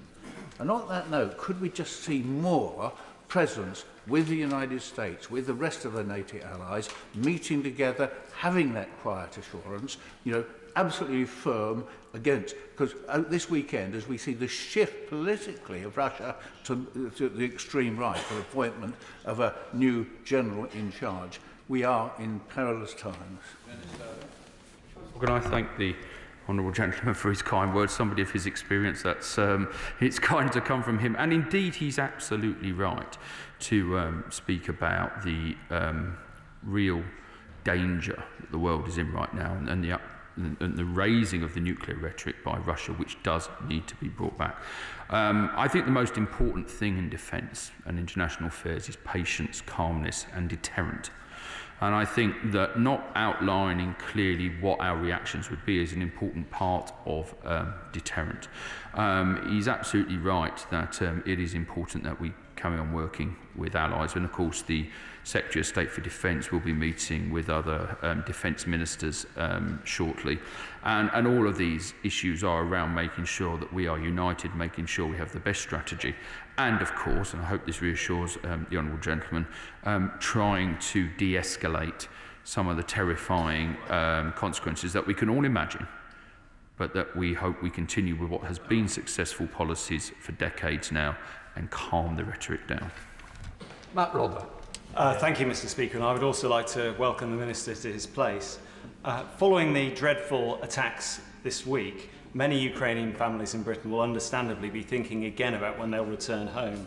Further to the questions that were asked by my honourable friend for Lewisham and Penge and for Hull West, what support is the government now considering in addition, both for councils but also for local Ukrainian community centres in the UK who are doing so much to support families at this very difficult time? I'm grateful to the honourable gentleman. And as I said earlier, it's not a question I can answer from the dispatch box, but I will look into that and I will respond to the honourable gentleman in writing. Margaret Furry. Thank you, Mr. Speaker. With reports of nuclear plant employee Valery Martinyuk being kidnapped by Russian forces and facing potential torture, what support are the UK providing to secure his release? Well, of course, we're getting back into the question of these horrific war crimes that are taking place, Mr. Speaker, and we are working as closely as we can with international allies in that area. It is, of course, a diplomatic issue as well as a MOD issue, but across the alliance we are determined that the perpetrators of kidnapping, the perpetrators of mutilation, these are clearly defined in the Geneva Convention as war crimes. We will prosecute, as the Honourable Member for Chesterfield made clear earlier on, whether it be the most junior rank or the most senior officer, we will pursue everybody. And they should know that, and they should know the fear that if you are going to commit these crimes, the international community will pursue you. It is still pursuing Nazi war criminals, it is still bringing them to justice, it is still imprisoning them. We won't stop. And finally, the new grandfather, Jim Shannon. Thank you very much, Mr. Speaker. It's always good to know that the Shannon name is growing, and obviously that'll help in 18 years' time whenever we comes to vote. Just to say, can I welcome the Minister to this place and wish him well, and also thank him for his answers. But will the Minister outline if an assessment has been done as to how effectively the food and medical supplies are entering into the communities who are on the outskirts of battle zones, and how further we can step up to help these Ukrainian citizens fighting for freedom and liberty, and indeed for their very lives? Well, first of all, may I congratulate the honourable gentleman on the new addition to his family, and I know that his grandchild won't have any problem in having someone to give them a bedtime story. In terms of the question he specifically asked, he will appreciate that is more of a technical question, and I will seek to answer him in writing on those specific details. I think it would be an adjournment if it was. Order, order. Nominations closed at 3:30 for the elections of the chairs of the Science and Technology and Foreign Affairs Committee. For the chair of the Science and Technology Committee, one nomination has been received. A ballot will therefore not be held for this position. So I now congratulate Greg Clark on his election as chair of the Science and Technology Committee. 4 candidates have been nominated for the chair of the Foreign Affairs Committee. The ballot will take place from 11 a.m. to 2:30 p.m. in the I lobby. We now come to the next urgent question. Teresa Villiers. I ask the Foreign Secretary if he will make a statement about the representations he has made to the Iranian authorities about ongoing protests regarding the death of Mahsa Amini. Minister. Thank you, Mr. Speaker. The death of Mahsa Amini in Iran was a shocking reminder of the repression faced by women in Iran. The protests that have followed across the country show us that the Iranian people are not satisfied with the path that their government has taken. I commend the bravery of ordinary Iranians seeking to exercise their right to peaceful assembly and freedom of expression in the face of appalling police violence. We condemn the Iranian authorities' crackdown on protesters, journalists and internet freedom. The use of violence in response to the expression of fundamental rights by women or any other members of Iranian society is wholly unjustifiable.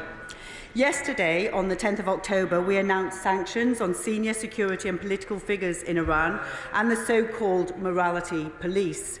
We have sanctioned the morality police in its entirety, as well as both its chief, Mohammad Rostami Chesme Gachi, and the head of the Tehran division, Haj Ahmed Mizari.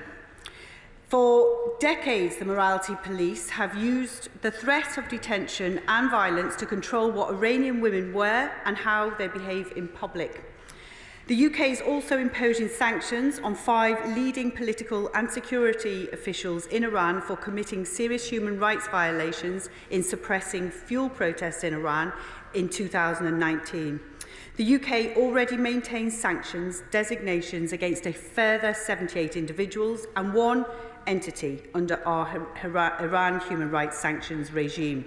In all, there are over 200 sanctions designations in place against Iran, including in relation to human rights, nuclear proliferation and terrorism. These protests show that there are thousands of women in Iran who are not prepared to put up with violent human rights abuses? Will the UK government stand with these brave women as they call for justice, for freedom and for democracy? Will ministers meet opposition groups? Will they ban the IRGC? And will they rule out sanctions relief under the JCPOA process? Minister. Well, as the Foreign Secretary said, the protests send a clear message that Iranian people are not satisfied with their path their government has taken. Iranian leaders must now listen, and of course we stand by those people. The use of violence in response to the expression of fundamental rights by women or any other members of Iranian society is wholly unjustifiable. We obviously continue to keep everything under review. The UK has called for a full and transparent investigation into the shocking death of Mahsa Amini. Shadow Minister Bambos Chorrell. Like many in this House, I've been heartened to see the bravery of the protesters in Iran these last few weeks, particularly from women and girls who are spearheading these protests. Iran has a young population, and it's a population that is clamouring for change against an oppressive regime, which aims to restrict liberty and the vitality of its people. On this side of the House, we stand in solidarity with those protesting for an end to state violence from the morality police, and in solidarity with the friends and family of Mahsa Amini and all those killed and injured in the protests. These protests are about more than compulsory hijab. They're about ordinary Iranian people's demands for their fundamental freedoms to live their lives as they choose. We're seeing a flourishing of Iranian civil society, and the UK must support this. I'm pleased that the government has increased the sanctions on Iran following the Labour Party's calls to do so. But the UK must do more to support Iranian civil society and independent journalism. BBC Persian Radio, despite being illegal, is accessed by millions of Iranians, yet the BBC has announced that it will be closed down. I ask the Minister, what is the government doing to support access to independent news in Iran? If the current regime in Iran ends, the UK government needs to be ready to work with Iranian partners. The UK today should be building links with progressive forces within Iran, supporting all those who speak up for human rights. So can I ask the Minister to tell us how the UK intends to build relationships within Iranian civil society? There is a sense that change is coming, and we need to be on the right side of history. Minister. I thank the honourable gentleman for his comments and agree very much with his sentiment. And BBC Persia is a legitimate journalistic organisation with editorial independence from the UK government, and we condemn some of the things that have been happening with regard to the persecution of family members, employees, ex-employees of BBC Persia, and it is very important that they continue their work, and of course we are continuing to support the BBC and the BBC World Service in that. In terms of, we're very concerned by Iran's human rights, its record on human rights. We raise human rights at all appropriate levels and opportunities within the Iranian government at all levels at all times, and we will continue to take action with the international community to press Iran to improve its poor record, including through Human Rights Council in Geneva and the UN General Assembly in New York. But of course, their record has been of serious concern for a long time to the UK, and we will continue to work with the Iranian government and others at all levels. Liam Fox. While the malignant regime in Iran is terrorising women in that country as they seek basic human rights, they have also been shipping drones to Russia to help them suppress the human rights of people in Ukraine. Given that Iran Air, an instrument of the Iranian state, was used to take those drones to Russia, and given the activities that we've seen in recent weeks on the streets of Iran, isn't it time that the government banned Iran Air from flying to UK airports? An instrument of the Ukrainian state should not freely be operating in the United Kingdom given their behaviour, which insults the norms of international law. I thank the honourable gentleman for his question, and indeed wish him luck with his position as chair of the Foreign Select Committee. We cannot comment on future sanctions, including banning planes at this point. I apologise, we cannot comment specifically on future sanctions. SNP spokesperson Kirsten Oswald. Mr. Speaker, the SNP condemns the Iranian regime's violent crackdown on protesters, women in particular, in the strongest possible terms, and we're deeply concerned by their vow to further crack down with no leniency, which seems an ominous indication of further mistreatment. The bravery of Iranian citizens, particularly Iranian women, is inspiring, and we stand in full solidarity with them. We would like to hear from the UK Government explicitly recognising the death of Mahsa Amini as femicide, and I'm also keen to understand how the UK Government intends to go forward with international partners, for instance in calling for an independent investigation and raising the mistreatment and killing of protesters at the UN level. And Mr. Speaker, we'd also welcome clarity on how the UK Government is able to support the free flow of information to help protect protesters, particularly women, and on what plans are in place to support ethnic minorities such as Kurds amidst the regime crackdown. As I have mentioned before, the UK has called for a full and transparent investigation into the murder of Mahsa Amini. We continue to work, including with our international partners, to explore all the options for addressing Iran's human rights violations. And as you know, we never comment on future possible designations or future work that we're doing, but we will continue to work very closely with our international partners. Duncan Smith. Speaker, can I just say to my right honourable friend that I think somehow that the government's got itself into a position of being conflicted over its position with regards to Iran. This terrible case of this, basically a murder of this young woman, calls into question all of the actions of Iran across a wide spectrum. We talk about the morality police, but it's not the morality police, it's the Iranian government that has imposed this desperate situation on Iran. Will she now say that the government will pursue full criminal actions against essentially the appalling abuses that are taking place and take this to the United Nations at once? Minister. Well, of course, I understand the request from my honourable friend, but at this point we cannot comment on any further actions that we will take. We have clearly condemned the Human Rights Act record, we've clearly condemned the murder, and we've clearly asked for a full and transparent investigation. Valerie Vaz. Mr. Deputy Speaker, brave young women are being beaten to death just for wanting to be women and to conserve their human rights. But we have British citizens, Morad Tabaz and Mehran Raouf, who are still incarcerated in Iran. What is the British government going to do to release them? Of course, we have ongoing discussions about many different cases, but I'm afraid I'm not able to comment on those at this point. Philip Drummond.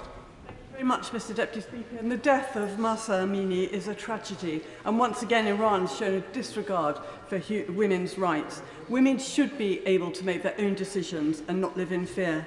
Would my honourable friend agree with me that every woman and man around the world should act in solidarity and speak out loudly and support women in Iran, but also in other countries like Afghanistan, where women are repressed? And what more can we do to support them? Yes, I completely agree with my honourable friend. And the UK has joined the international community in clear condemnation of Iran's response to the protests. My noble friend Lord Ahmed of Wimbledon released a statement on the 21st of September. On the 28th of September, Lord Ahmed also condemned publicly the shocking police violence against protesters. We've summoned Iran's most senior diplomat in the UK to the FCDO on the 3rd of October. In a statement on the 3rd of October, the Foreign Secretary underlined how the UK is working with our partners to hold Iran to account, and on the 5th of October the Foreign Secretary underlined in remarks to the media that the Iranian leadership should take note that the people are unhappy with the direction, and of course we then had the follow-up action with sanctions. So there has been a number of parts to the action, but I'm afraid I can't comment any further at this stage. Sarah Champion. Deputy Speaker, I stand in solidarity with the women and girls who are protesting just to be recognised and respected in Iran. Following the deaths of at least 185, including 19 children, what steps is the Foreign Secretary taking to work with the Iranians and with international partners to secure justice and also to make sure it is safe for women and girls in Iran? Well, in his statement announcing the sanctions on the 10th of October, the Foreign Secretary said that the UK stands with the people of Iran and underlined that we will hold its government to account for the repression of women and girls and for the shocking violence inflicted on its people. And, of course, we have called for that full and open and transparent investigation. Can my right honourable friend confirm that the UK government will hold Iran's government fully responsible for all their human rights abuses, be they past, present or in the future? Yes, my honourable friend makes a very good point. Iran's human rights record has long been of serious concern to the UK, and the FCDO has designated it as one of its human rights priority countries. The continued use of the death penalty, weak rule of law and restrictions on freedoms of expression, religion and belief are deeply worrying. Martin Doherty-Hughes. Thank you, Mr Deputy Speaker. And I'm sure the entire House would thank the Minister for their words regarding the brave actions by the indomitable women of Iran. I was also glad to be at SNP conference at the weekend where members passed a motion condemning the death of Mahsa Amini by acclaim. But I wonder if I'd ask the Minister, therefore, if they are wondering as a government that is now planning to make it UK policy to condemn all countries across the Middle East who use the pretence of morality to police the bodies of women and to compel them to wear certain coverings. Well, of course, we continue to work with many, including our international partners, on many countries where we see human rights and human rights violations, but we do not comment on operational matters or ongoing discussions. Jonathan Ginobili. Speaker, can I congratulate the Minister and the Government on this decisive and meaningful action that's been taken on sanctions. Sanctions often work best when done on a multilateral basis, so could she say a little bit about what contacts she or the government are having with other countries in order that we concert the action on sanctions?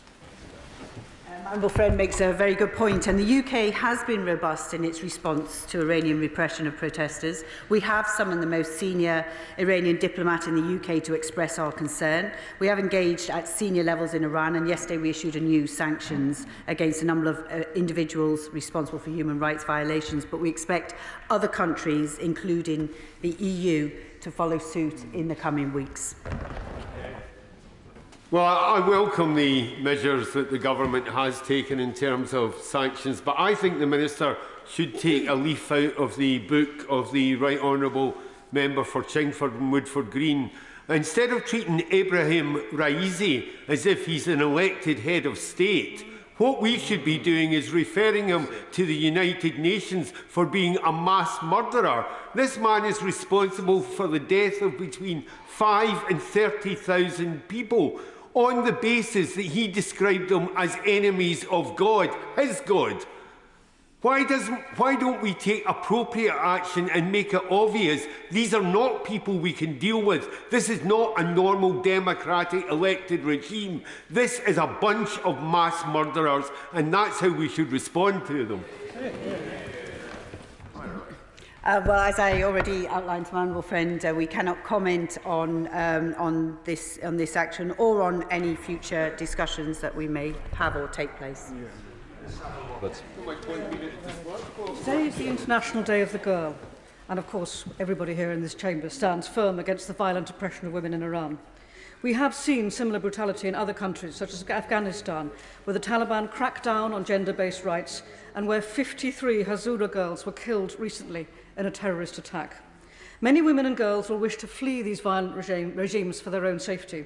Will the Minister support these women in Iran, Afghanistan and elsewhere by creating a dedicated UK asylum and resettlement route for women at risk of persecution solely for asserting their rights, which we take granted? Well, thank the Honourable Lady for her question. We do continue to work closely with our like-minded partners to ensure that Iran is held to account, but also with other countries as well, including via the Human Rights Council in Geneva and the UN General Assembly in New York, and permanent representatives to the Human Rights Council in Geneva, Ambassador Simon Manley, has raised the death specifically of Mahsa Amini in the 51st session of the Human Rights Council, and he did call on Iran to carry out independent, transparent investigations sanctions into her death. And we joined 52 other countries in a joint statement to the Human Rights Council urging restraint. And of course, we will continue to work with those partners when we see human rights abuses in other countries as well. Thank you, Mr. Deputy Speaker. Last month at Foreign Office Questions, I challenged the then Minister to follow our allies in the United States in prescribing the Islamic Revolutionary Guard Corps, the IRGC. In reply, I got the usual Whitehall waffle. The IRGC is crucial to the survival of this appalling clerical fascist regime. So with these latest outrages, will this actually force the government to shame them into prescribing the IRGC now? I thank the honourable gentleman for his question, and we've been clear about our concerns about the IRGC's continued destabilising activity throughout the region. The UK maintains a range of sanctions that work to constrain the destabilising activity of the IRGC, and the list of prescribed organisations is kept under constant review, but we do not routinely comment on whether an organisation is or is not under consideration for prescription. Shamora. Thank you, Mr. Deputy Speaker. Many constituents have contacted me, awed by the bravery and determination of the women and girls of Iran and disgusted by the actions of the regime. Indeed, on Saturday, there was a large demonstration against the regime in the centre of Newcastle. Newcastle certainly stands in solidarity with the women of Iran. But the regime seeks to cut off the protesters from each other and from the wider world, using its control of communications, such as the internet, as well as fear and intimidation. So can she tell us what steps she is taking with our international allies to shine a light on what is happening in Iran, for example, through the International Criminal Courts, in the case of the murder of Mahsa Amini, or through an international independent committee of investigation? I thank the honourable lady for her question. I'm sure that there's many that have been shocked and indeed horrified at the scenes that we're witnessing today following the death of Mahsa Amini. As I said, the UK has called for a full and transparent investigation at this point, and we do condemn the Iranian authorities, not only the crackdown on protesters, but as the honourable lady points out, internet freedom, journalistic freedom, and Iranians must be able to peaceful assembly, to be able to protest and exercise restraint, and of course we've also called on them to release those that have been unfairly detained during the process as well. Christine Jardine. Thank you very much, Mr. Deputy Speaker. It was Dr. Martin Luther King who reminded us that none of us are free until we are all free. And the scenes that we have seen in Iran following the death of Mahsa Amini should remind us that women across the world are not yet free, which is why I welcome the sanctions laid out by the Minister. The Minister also acknowledged the work of BBC Persian and the importance. And one of the things I think will be particularly significant is in them expressing the solidarity that we've said here today to the women of Iran, and the women of Iran having access to the support that they have from across the world. So with that in mind, will the Minister take back to DCMS the importance of BBC Persian and ask them to reconsider the cuts that the BBC World Service, and that service in particular, is facing? Well, I agree with the honourable lady that BBC Persia and the BBC World Service play a vital role in delivering high quality, accurate and impartial broadcasting across the globe. The FCDO is providing the BBC World Service with over £94 million annually for the next 3 years, supporting services in 12 languages and improvements to key services in Arabic, Russian and English. This is in addition to nearly £470 million. But of course the BBC is operationally and editorial independent from the government, and decisions on how its services are delivered are a matter for the BBC. But I think at the times like this, all of us see the value of some of these absolutely vital services, the BBC World Service, one of them. Florence Shalami. Thank you, Mr. Deputy Speaker. On this International Day of the Girl, I stand in solidarity with every woman and young girl fighting for their freedom. Fighting for the freedom to be heard, fighting for the freedom to live, fighting for the freedom to have an education and achieve their ambition. We stand in solidarity with the women in Iran. The Minister outlined the sanctions that the government have taken so far on the Iranian authorities. How is the government going to ensure that these sanctions and the burdens of these sanctions don't fall on ordinary Iranians who are protesting at the killing of their sisters and girls? Well, I mean, the honourable friend makes a very good point, and of course it is on the International Day of the Girl. I mean, many of us have been celebrating in events today, and I think that's why this is a shocking reminder of the repression faced by women in Iran, and to many young girls, it's a shock that this goes on in the world. And of course, you know, all of the measures that we have taken are there to put increasing pressure to say that, you know, the Iranian people are speaking, and their leaders must now listen. These protests are very clear, and their voices must be heard. Ruth Cadbury. Thank you, Mr. Deputy Speaker. And I don't know whether other members share my concern that the anger about what's happening in Iran on this side of the House is not reflected by the numbers on the other side, on the government benches. Maybe the lunches with the Prime Minister are overrunning. Mr. Deputy Speaker, these protests reveal a thriving opposition amongst Iranian people despite the oppression they are facing.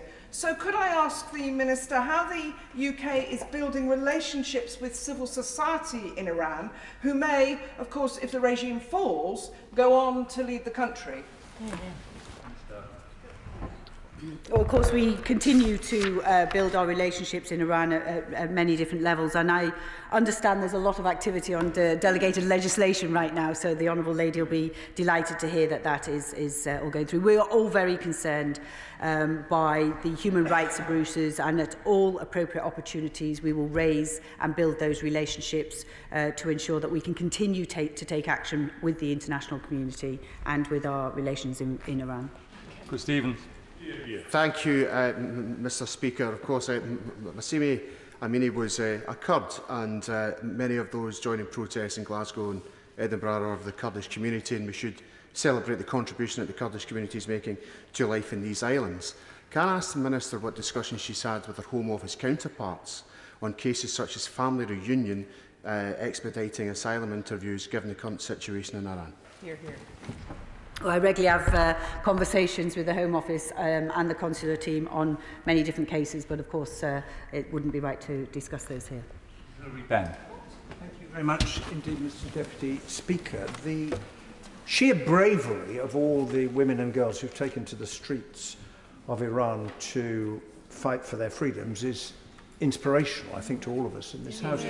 Does the Minister agree that the oppression that they face has nothing to do with so-called religious observance, but has everything to do with that age-old problem of men trying to tell women what they can and they cannot do? Well, I thank the honourable gentleman for his points that he's raised, but I think it also would be fair to say that we also should say and congratulate many of the men who have joined in those protests, which you know, is something that I know we have all observed and very much welcomed as well. It's a very important part of the change.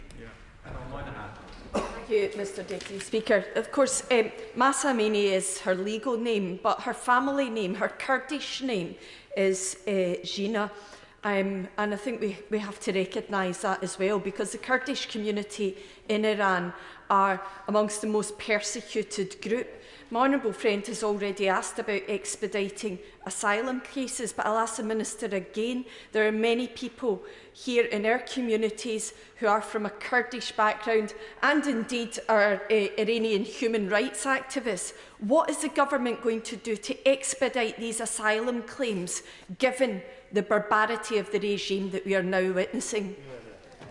I thank the Honourable Lady for her question. And of course, Iran must cease its indiscriminate bombardment of Kurdish towns, which has led to the loss of innocent lives and damaged civilian infrastructure. And those wholly unacceptable attacks are a violation of Iraq's sovereignty and territorial integrity. And they do demonstrate a repeated pattern of Iranian destabilising activity in the region, and we are very acutely aware of this and are working to improve this.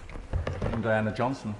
Mr. Deputy Speaker, could I just get the Minister to confirm that currently there are no legal or safe routes for any woman who would be fleeing persecution in Iran to enter this country and claim asylum? I will reply to the Honourable Lady in writing of what legal and safe routes are available. Karen Smith. Thank you, Mr Deputy Speaker. As has been commented, it is the UN International Day of the Girl, and I think that highlighting of the myriad of challenges that girls are facing should have been really front and central of the Minister's response today, because those women are an inspiration in Iran now to girls across the world. But I think the Minister hasn't been able to, beyond sanctions, say much about how the government is supporting the wider civil society. But it would be grateful if she could go back and perhaps consider more efforts from the UK government in supporting those incredibly brave girls and women in Iran at this time. I totally agree with my honourable friend, and of course there is much activity and many continued activity, and we will continue to work to do all that we can, and of course to celebrate the UN International Day of the Girl, as well as I know many of us will have done today. Fleur Anderson. Thank you, Mr Deputy Speaker. This is an important debate for the International Day of the Girl. Many constituents, many women have written to me who are inspired by the protests in Iran and shocked at the murder of Mahsa Amini. And stand in solidarity today with those women protesters. I have a 22-year-old daughter. She is able to wear what she chooses. She's able to protest as she chooses. She would not be in fear of being beaten up and murdered in prison. Has the Minister considered expelling the Iranian diplomats? This cannot be business as usual. And what more would have to happen before she did so? Minister. Well, of course, as the Honourable Lady would have heard in my statement, we haven't continued with business as usual. As of yesterday, the 10th of October, we did announce new sanctions on senior security and political figures in Iran and the so-called morality police. And we have sanctioned both the morality police in its entirety as well as its chiefs as well. So we have taken some actions. We know that there'll be other discussions with international partners, and we obviously keep things under review. Sarah Owen. Thank you, Mr Deputy Speaker. I welcome the heartfelt contributions from both sides of the House, praising the bravery of the women and girls protesting in Iran. Yet, on International Day of the Girl, we are sadly seeing women's rights being eroded in Iran and across the world. So will the Minister give a guarantee that any woman or girl fleeing Iran due to these human rights abuses will not be put on a plane to Rwanda if they seek refuge in this country? Well, of course, what we do is we are there to support the rights of women and girls all across the world, and we will continue to do that through our work with the UN and others. Barry Gardner. The irony is, Mr Deputy Speaker, that this is a regime which, since the 16th of September, has killed at least 3 further young people in an attempt to prove to their population that they did not kill Mahsa Amini. The reduction of sanctions, the unfreezing of Iranian assets, would only serve to strengthen the regime and turbocharge its repression of young people like Mahsa Amini. So what assessment has the government made of the attempt by President Biden to revive the Iran nuclear deal, which would lead to such a reduction in sanctions? Minister. Well, we've also always been clear that Iran's nuclear escalation is unacceptable. It's threatening peace and security and undermining the global non-proliferation system. And we have kept that very separate in terms of considering our actions in both of these cases. We've always been clear to do that. Nadia Whittam. Thank you, Mr Deputy Speaker. Zahra Siddiqui Hamadani and Elham Choudhar are 2 LGBTQ rights activists who have been sentenced to death in Iran. Amnesty International says that they were targeted due to their real or perceived sexual orientation and/or gender identity and their social media activities in support of LGBTI communities. Will the Minister commit to raising these cases with the Iranian government and demanding a stay of execution and that they're immediately released from detention? I can confirm to the Honourable Lady that I'm aware of these cases, and these cases are under consideration. Toby Perkins. Thank you very much, Mr Deputy Speaker. The Iranian regime isn't just guilty of routine brutality against exports, terrorist organisations in a whole raft of countries. The people who are protesting in Iran have provided an inspirational example to all of us, but we know there will be many others that are considering joining those protests, but are frightened to do so. It would send a very powerful message if the Minister could come to the dispatch box and tell us, in response to the question from the Honourable Lady from Chipping Barnet, what she is doing to build those relationships with potential alternative leaders in Iran. Can she tell us more? And can she give hope to those potential protesters that the UK government will support those who can show a better future for the people of Iran? Well, the British government has a policy of not officially deciding. It is choosing Iran's government should be a matter for the Iranian people. And we make sure that we support, in particular, opposition groups in Iran, but we don't support any particular group. Jim Shannon. Madam Deputy Speaker, Mr. Deputy Speaker, can I thank the Minister for her response? But according to a report from the National Council for the Assistance of Iran, 400 largely female protesters have been killed and 20,000 arrested during the 4 weeks nationwide protest. This House must send the strongest condemnation of those killings and the mass arrests. Would the Minister recognise the Iranian people's right to self-defence and resistance in face of the deadly crackdown that particularly targets women, and the right to establish a democratic republic? Minister. Yes, as I've said many times, we absolutely strongly condemn the Iranian authorities' crackdown on protesters and journalists, and also on internet freedom as well. They must respect the right of their people, and they must release those that are unfairly detained, and there must be a free and fair investigation and transparent investigation into the murder, to the death of Mahsa Amini. Alex Sobel. Thank you, Mr Deputy Speaker. I don't know whether the Minister saw the interview this weekend between Beth Rigby and Nazanin Zaghari-Ratcliffe, which was gut-wrenching, emotional interview. In that interview, she said that what's happened to Mahsa Amini brings back memories of how helpless people are when they're in custody in Iran. She also said the world cannot turn a blind eye to what's happening in Iran. The government must act on human rights abuses. The uprising that we're seeing in Iran is supported by civil society organisations, not just in Iran, but in the Iranian diaspora around the world. What support is the UK government giving to the Iranian diaspora here and their civil society organisations, as well as those in Iran? Minister. Of course, it will bring back very much, and that interview very much showed us the plight that Nazanin herself found herself in for many, many years. And of course, the Foreign Office will continue to work both on those individual cases, but also within societies to ensure that we continually keep those relationships alive to basically, hopefully, defend the human rights of everybody around the world.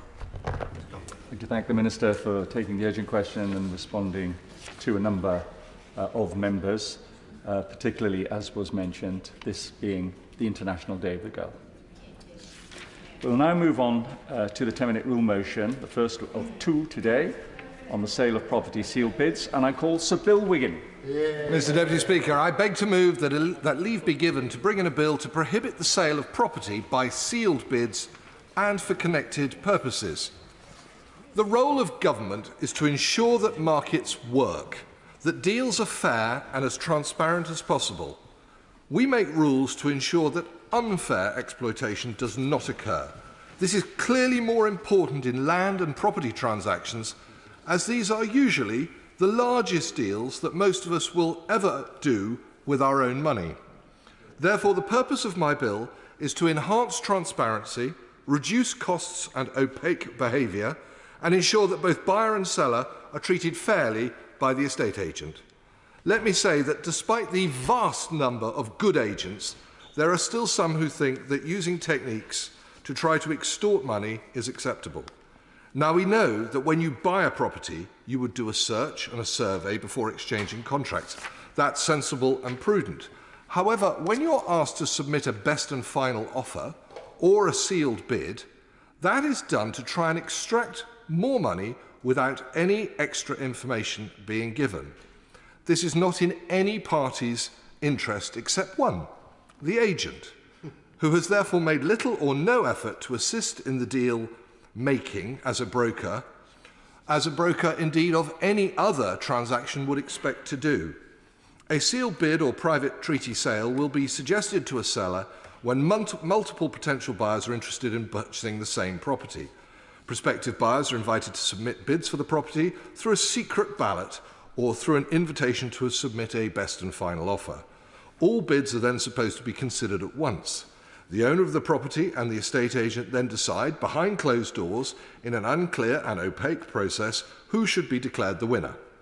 Agents are not bound by any legislation that sets out appropriate processes for how transparency following bids should be handled. Nor is there any later declaration of the price or any other useful information which would help the market. In fact, there are no credible statistics available recording how many sales take place by sealed bid.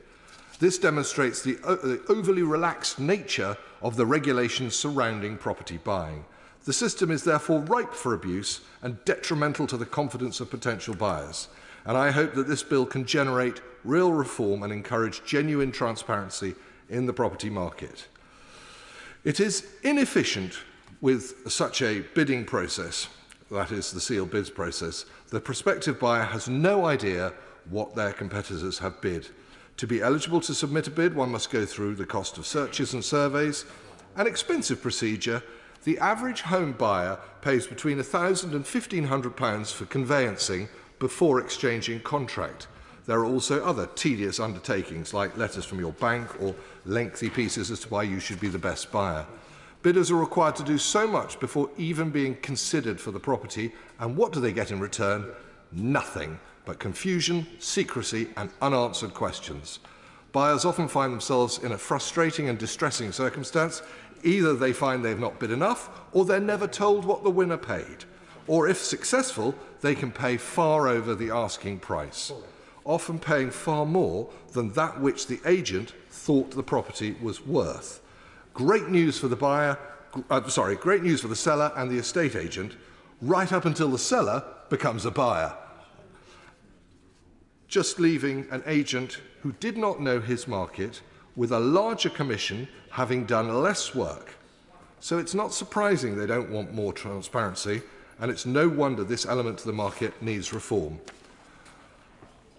Once a bid is submitted, a buyer can't really alter their offer. Estate agents will often tell buyers their offer is legally binding before exchanging contracts, and that may or may not be true, as it is subject to the survey clause. Supporters of sealed bids claim that it speeds up the buying process and discourages time wasters. But in many cases, either the buyer or the seller will attempt to renegotiate after their sealed bid has been accepted, therefore prolonging the process. According to Quick Move, now, in Q4 of 2021, 39% of property sales fell through due to the buyer changing their mind or attempting to renegotiate the offer. And when a property sale falls through, you not only lose the house or the flat, but also any money you've spent on applying for a mortgage, conveyancing, or a property survey. Government figures suggest that consumers waste £270 million each year from their transactions falling through. Failed transactions make moving house, already considered one of life's most stressful experiences, more frustrating and less practical. Research undertaken by the Department for Business, Energy and Industrial Strategy suggests that consumers are extremely concerned over the weakness of regulation for estate agents, employing aggressive tactics designed to quickly close a deal, including practices such as gazumping. A system of sealed bids only encourages these harmful practices which waste time and wreck estate agents' reputations. And these practices artificially inflate the housing market. Often, estate agents will use the sealed bid process to pressure inexperienced sellers into accepting the highest bid with no regard to the circumstance of the buyer, whilst buyers are pressurised into submitting their very highest offer.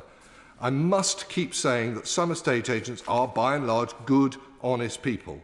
However, the actions of a few can sully the industry, and the sealed bid and best and final offer only adds to this unfortunate perception. That is why reform is long overdue. But sealed bids don't just affect the housing market. In Herefordshire, the average price for prime arable land is £10,670 an acre. Agricultural land values in England have reached their highest level since 2016.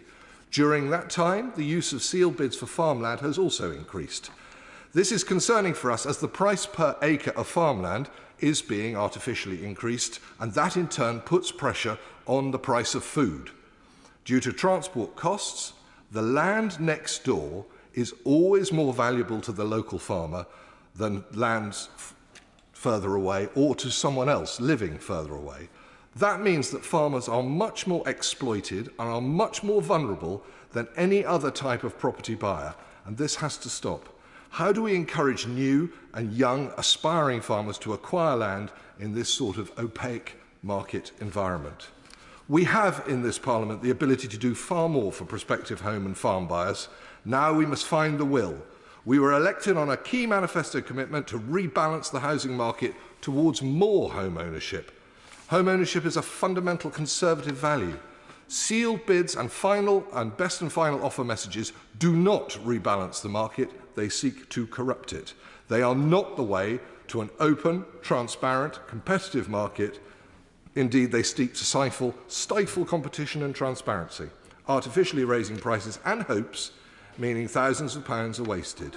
With this bill, I wish to see better regulation for the housing and property market, fairness to all prospective buyers and sellers, and transparency for an industry that has far too long operated in murky ways. This all starts with an end to the practice of sealed bids and best and final offers. Thank you. Very much. Now is the opportunity if anybody wishes to oppose the 10-minute rule motion, but I've had no indication that anybody wishes to do so, and I see nobody trying to attract my attention, so I'll pose the question. The question is that the honourable member have leave to bring in the bill. As many of that can say aye. Aye. No. I think the ayes have it. The ayes have it. Who will prepare and bring in the bill? Mr Ian Liddell-Granger, James Grundy, Dr James Davis, Andrew Rosendale, Sherilyn McCrory, Mr Mark Francois, Sally Ann Hart, Sir Edward Lee and myself. Sir Bill Wigan. Yeah.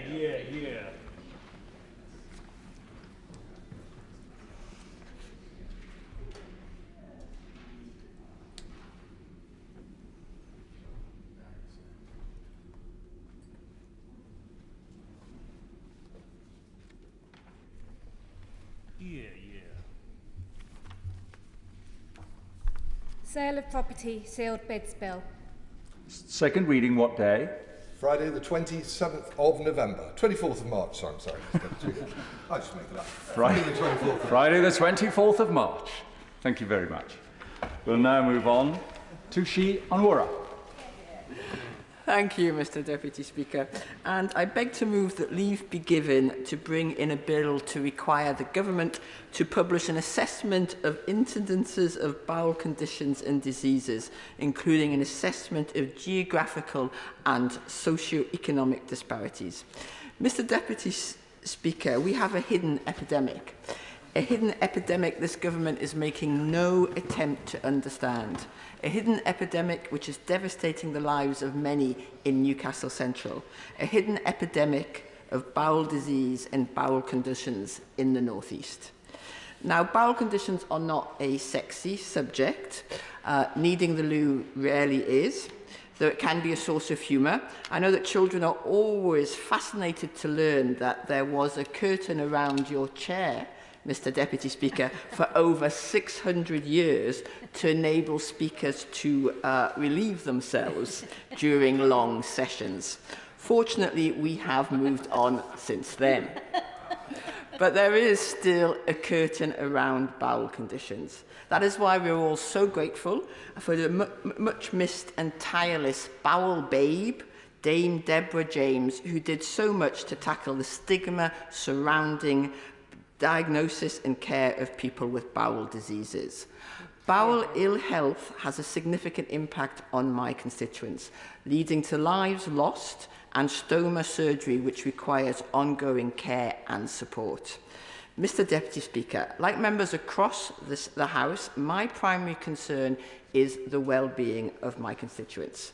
That is why, with so many of us, I attended the Stomas in Parliament event in July to better understand the impact of stomas on constituents' lives. It's also why in July I visited Richard Brady, consultant colorectal surgeon at Newcastle Hospital's clinical research faculty, to see how they are trialling innovative surgical products from the company Coloplast, which reduced the burden of leakage on stoma wearers. It was really fascinating to hear and see the reality of stoma wearing and changing, but I also learned of the difficulties confronting so many patients in Newcastle and the North East. One person living with a colostomy has told me he feels invisible to government. One who has had IBD since she was 16 and later ulcerative colitis has lost count of the amount of medications and surgeries she has had. Another, living with stage 3 bowel cancer, explained the frustration and embarrassment they felt in public spaces when a toilet was not available in shops. One patient said that during the first few months following her ileostomy, her stoma nurse felt like her only friend. Another, that she felt as though the world was crashing down when she was diagnosed with colorectal cancer after experiencing no symptoms. And one person living with a stoma told me his condition made him fear leaving the house, thus isolating him both from the people he loved and the things he loved to do. Mr. Deputy Speaker, the lived experiences of those with bowel diseases can be very distressing. Now, bowel diseases come in many forms. There is colon cancer, inflammatory bowel disease, Crohn's disease, diverticulitis, gastroenteritis, diverticular disease, colitis, and ileus, and many more. All these conditions impact patients differently, and each presents its own challenges. But, Mr. Deputy Speaker, the North East appears uniquely vulnerable to bowel ill health. Scientists believe that is because we have the perfect storm of contributory factors. So, according to the British Medical Journal, the North East has the highest rate of ulcerative colitis in the country, and the UK as a whole has the highest rate in Europe. The North East also has the highest rate of colorectal cancer in the UK, with 646 patients diagnosed per 100,000 people, 14% higher than London. The UK also has one of the lowest survival rates of colorectal cancer in high-income countries. Diverticulitis, where tiny bulges in the wall of the colon become inflamed, leading to severe pain, is another condition linked with many social factors more prevalent in the North East. One is smoking. 13% of the North East smokes, the highest rate in England. Another is obesity. In the North East, 34% of adults are obese, the joint highest rate in England. 29% of Year 6 children are obese, the second highest rate in England. And another critical factor is economic deprivation. And there again, following 12 years of Conservative economic mismanagement and neglect, the North East is particularly vulnerable. 2 in 5 children in the North East are living in poverty, the highest rate of any UK region. According to a recent survey poll, a third of people in the North East are worried they might have to use a food bank, the highest in the country. Access to primary care is also a factor, one which can be linked to poverty. If you're working 2 jobs to make ends meet, it's harder to get to the doctors. Other factors include Celtic heritage, lack of exposure to sunlight, and diets high in animal fat. The consequences of all these factors combined is that the North East suffers from the higher rates of bowel ill health. But despite this, the North East has lower rates of screening uptake. That means more advanced cases and higher rates of stomas, with ongoing care demands and a significant impact on people's quality of life. Now, as I've said, Newcastle Hospitals is a centre for innovative bowel disease treatment, with patients crossing the Pennines for support.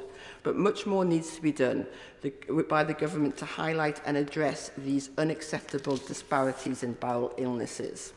In answer to my parliamentary questions, the Department for Health told me they make no assessment of the regional disparities in the prevalence of bowel disease.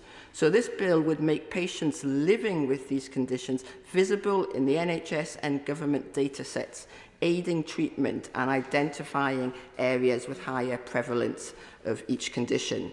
The government also told me that there were just under 2,000 newly formed stomas in 2021, But, Mr. Speaker, analysis of NHS patient activity data suggests the true number to be around 8 times higher than that, between 160,000 and 200,000. Government simply doesn't know what is happening. So we need legislation to better understand, identify, prevent and address bowel conditions, enabling us to better target investment and focus resources to reduce inequity across the UK.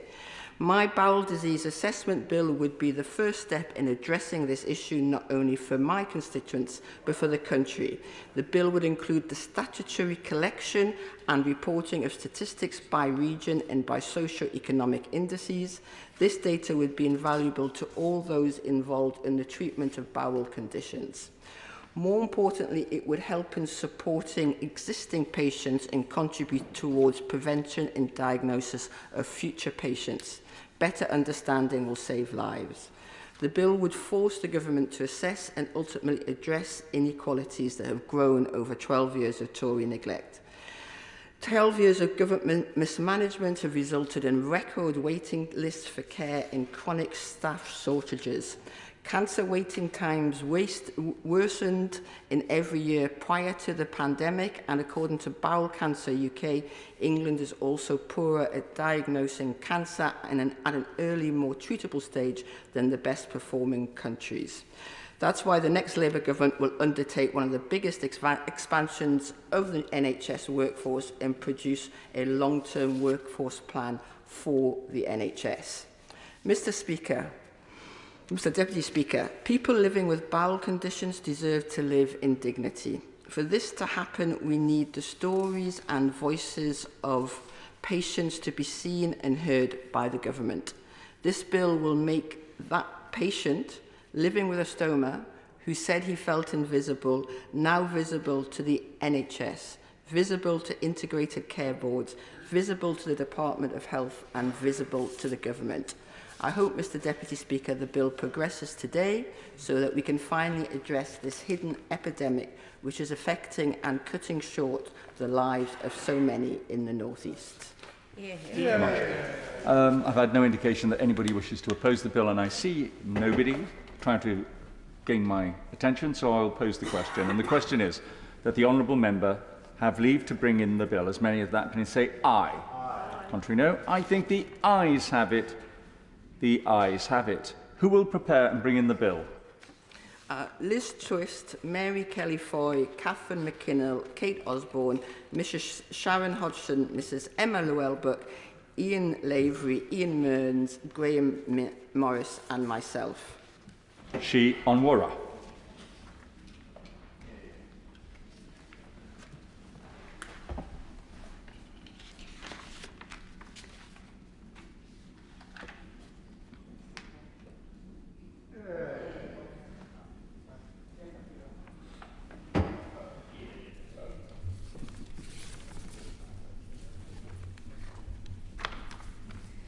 Bowel Conditions Assessment Bill.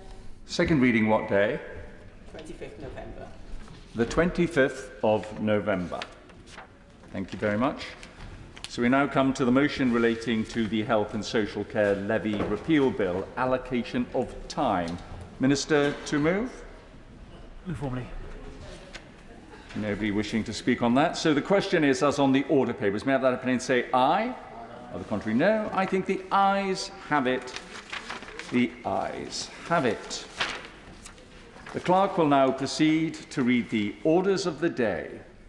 Health and Social Care Levy Repeal Bill, second reading. Say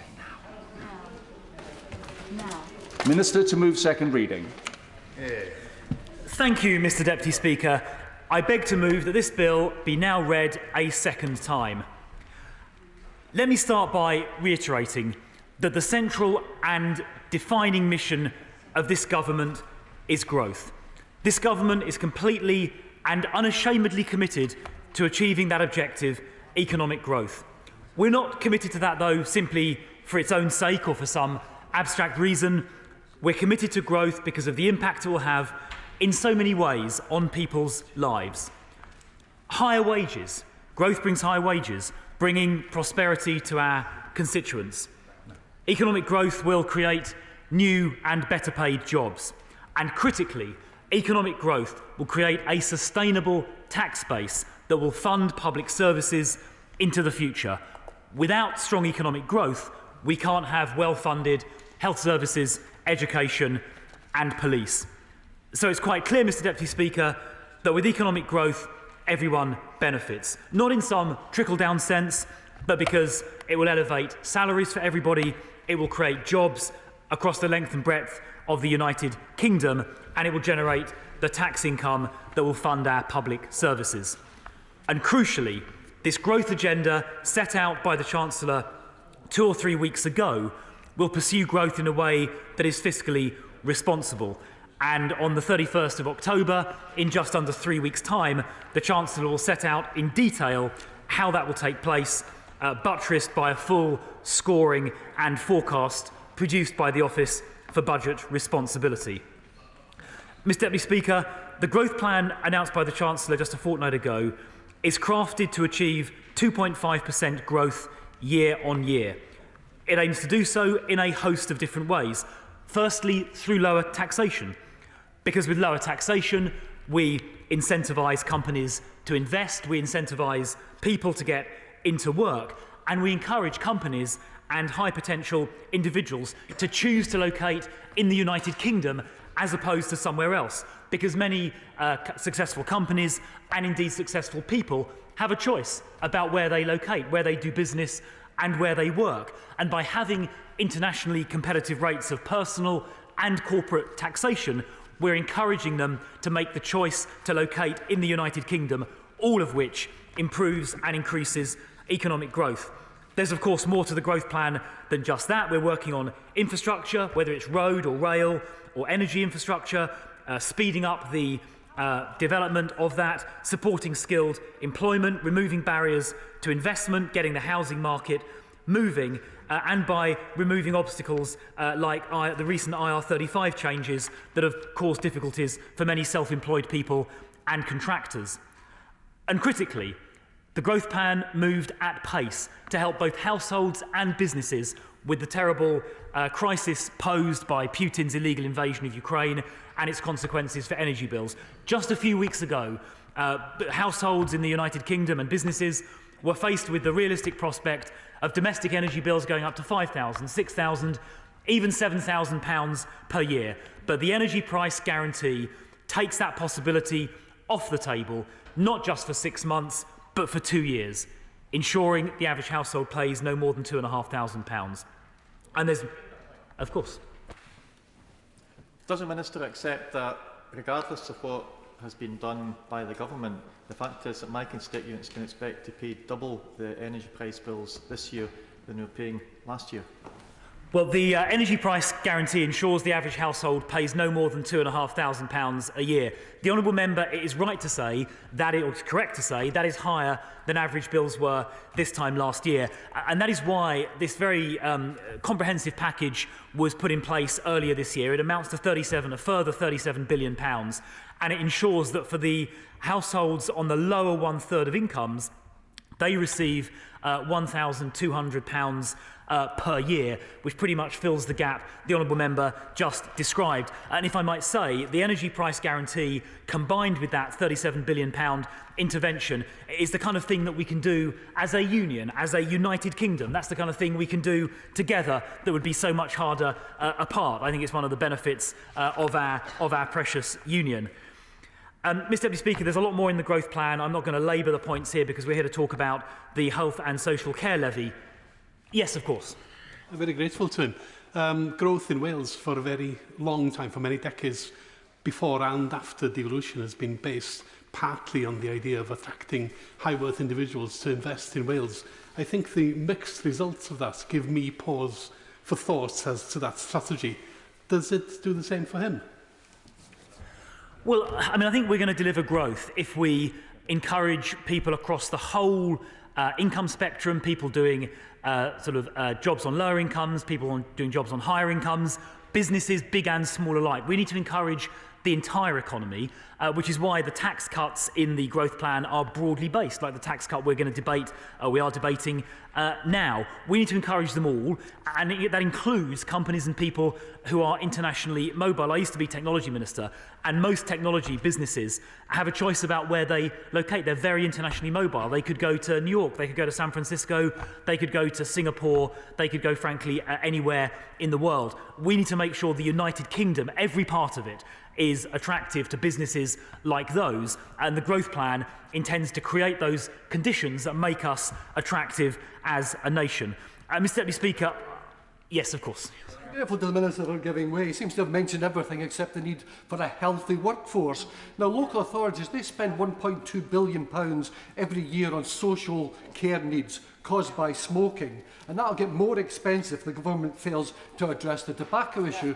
Now, this morning, the Health Secretary hinted that she'll actually do less, not more, to tackle the dangers of smoking. So will the Minister join me and press her to bring forward the tobacco control plan to help protect the health of the nation and save health and social care costs? Well, I don't think I should trespass into the realm of my right honourable friend, the Secretary of State for Health and Social Care and Deputy Prime Minister. She will make her own views and her own policy on that without intervention from me. What I will say is that we're making sure the NHS is very well funded to make sure that it can provide the treatment that our constituents need, and our commitment to NHS funding is undiminished. Mr. Deputy Speaker, let me turn now to the question of the matter in this bill, repealing the Health and Social Care Levy. Members will recall the Health and Social Care Levy was originally announced in September of last year. It was legislated shortly afterwards via the Health and Social Care Levy Act 2021, which received royal assent on October 20th last year. The levy had essentially two phases. Firstly, a temporary 1.25% increase for employers and employees in the current tax year, and then from April 2023, a formal surcharge of 1.25%, which I would add would have affected not just those people of working age, but also people of state pension age.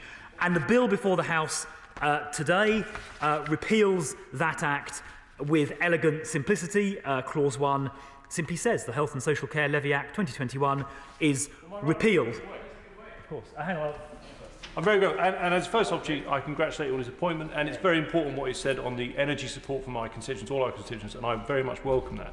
But on the point of repeal of the levy, he's of course aware that one of the most important things it was going to fund is the very welcome cap on care costs introduced by this government, which has been promised by successive governments, many a white paper, many a green paper. It was going to be funded by that. How will we now pay for it? Well, let me, first of all, I thank my honourable friend for his kind words at the beginning. We're long-standing colleagues, and I look forward to working with him for many years to come. Firstly, to be clear, the funding that was provided via the levy for both health and social care, which in the case of social care amounted to £5.4 billion over the 3-year spending review period, is completely unaltered. There is no change to that funding at all. My honourable friend asked the question about funding for it. The funding envelope for all public services will be, I think, set out by my honourable friend the Chancellor on October the 31st via his medium-term fiscal plan. We are going to make sure that we are responsible custodians of public finances by sticking to the spending plan set out in the Spending Review 2021. We're going to be very disciplined about doing that. We will make sure we generally exercise spending restraint, mindful of the fact that we can't have public spending forever increasing at faster and faster rates. So we will be disciplined about the way we manage public finance. And I would also point finally to economic growth. If we're successful, or rather when we're successful, in delivering the growth plan's mission to elevate trend growth from 1.5% to 2.5%, an extra 1% per annum. If we do that over a consistent period of time, for example 5 years, by the 5th year, that additional growth will deliver about £47 billion of extra tax revenue, as set out in the table on page 27 of the Blue Book, which accompanied the growth plan. So I hope that gives my honourable friend a hint of how we're thinking about this, but really the medium-term financial plan on the 31st of October will provide the most complete answer. I think I may have seen an intervention over there. I'm very grateful, and he's being very generous with his time. I should say, I think the point on page 27 is a target rather than anything that stands close to examination. However, the point I wanted to make was in respect of the decision to increase national insurance to pay for social policy in England, I might add. I understand that the Welsh Government had no say whatsoever in that decision, just as they have had no say in the now paused policy of scrapping the additional rate of income tax. Doesn't the Minister think that the Welsh Government, which is after all responsible for social care in Wales, do they not warrant consultation on a fundamental matter like this? Well, I don't think the government in Wales complained too loudly when they were provided with extra money to fund social care in Wales. On his point about page 27 of the growth plan, it is a target, he's right to say that, but it's a target accompanied by a plan to deliver it. There is a clear path to how we're going to achieve the increase in growth that I referred to. Mr Deputy Speaker, let me just return to the repeal of the health and social care levy. To be clear, this bill, before the House now, repeals the legislation from last year that I referred to, reversing both the temporary increase in national insurance contributions, and it'll do that from the 6th of November, just a few weeks' time, and it will additionally ensure that no new levy comes into force in April 2023. Members will understand it takes a little bit of time for HMRC as well as businesses to prepare their systems for tax changes like these, which is why we chose November the 6th as the date of implementation, but that will make sure this extra money gets into people's pockets as quickly as possible. Which brings me on to the rationale for why we're doing this in the first place. Why are we repealing the levy? And the first point is that it makes sure people can keep more of their own money, and particularly at this time, which is so critical for the cost of living. In Treasury questions earlier, many members on both sides made reference to the cost of living challenges, most of which follow from Putin's illegal invasion of Ukraine. By urgently alleviating the tax burden on our constituents, reducing this tax, it will immediately assist with cost of living pressures. I don't say that it'll solve them, but it will certainly assist with them. Of course, I give way. I'm very grateful to my right honourable friend, and I too would like to congratulate him on his new role. I also acknowledge the narrative around growth and the therapeutic effect of the combination of supply-side reforms and tax cuts to generate growth. But the concern that I have is the interval between his assertions today and the medium-term fiscal strategy being announced on the 31st of October, and the market's confidence in that interval.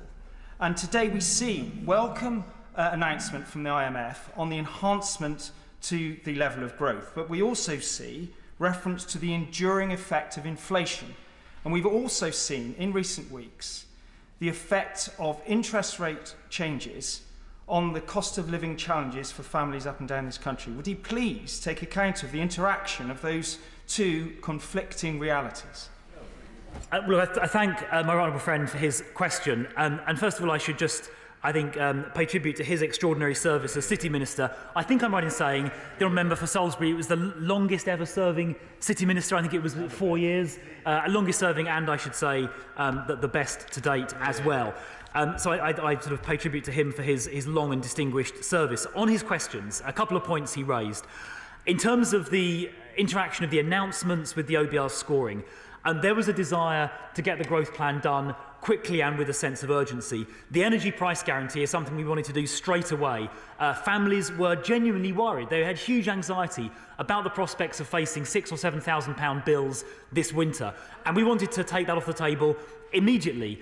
We also wanted to alleviate this the tax burden we're discussing today as quickly as we could. By doing this so quickly, on the 6th of November, assuming this bill passes, in just a few weeks' time, this burden will be alleviated from our constituents at this time of cost of living challenges. And indeed, as companies make decisions about where to invest, whether to invest and locate in the UK or elsewhere, they can do so in the knowledge that corporation tax in the United Kingdom will remain low. So that's why, let me just finish answering the point, then I'll come to my honourable friend. That's why we acted so quickly. I do, however, recognise the honourable gentleman's point about the need for market confidence, and that is why the Chancellor announced just recently, I think yesterday, that the medium-term fiscal plan would be brought forward from the 23rd of November to the 31st of October, recognising exactly the point that my honourable friend made, and indeed similar points made by the Right Honourable Member for, I think, Mid Devon, the Chair of the Treasury Select Committee. On the points about inflation, I think we should be, and this came up repeatedly during Treasury questions earlier, we should be, I think, very clear that we are in a global interest rate up cycle. In, for example, the USA, interest rates, base rates set by the Fed, the Federal Reserve, have increased by 3% this year, from 0.25 in January to 3.25% now.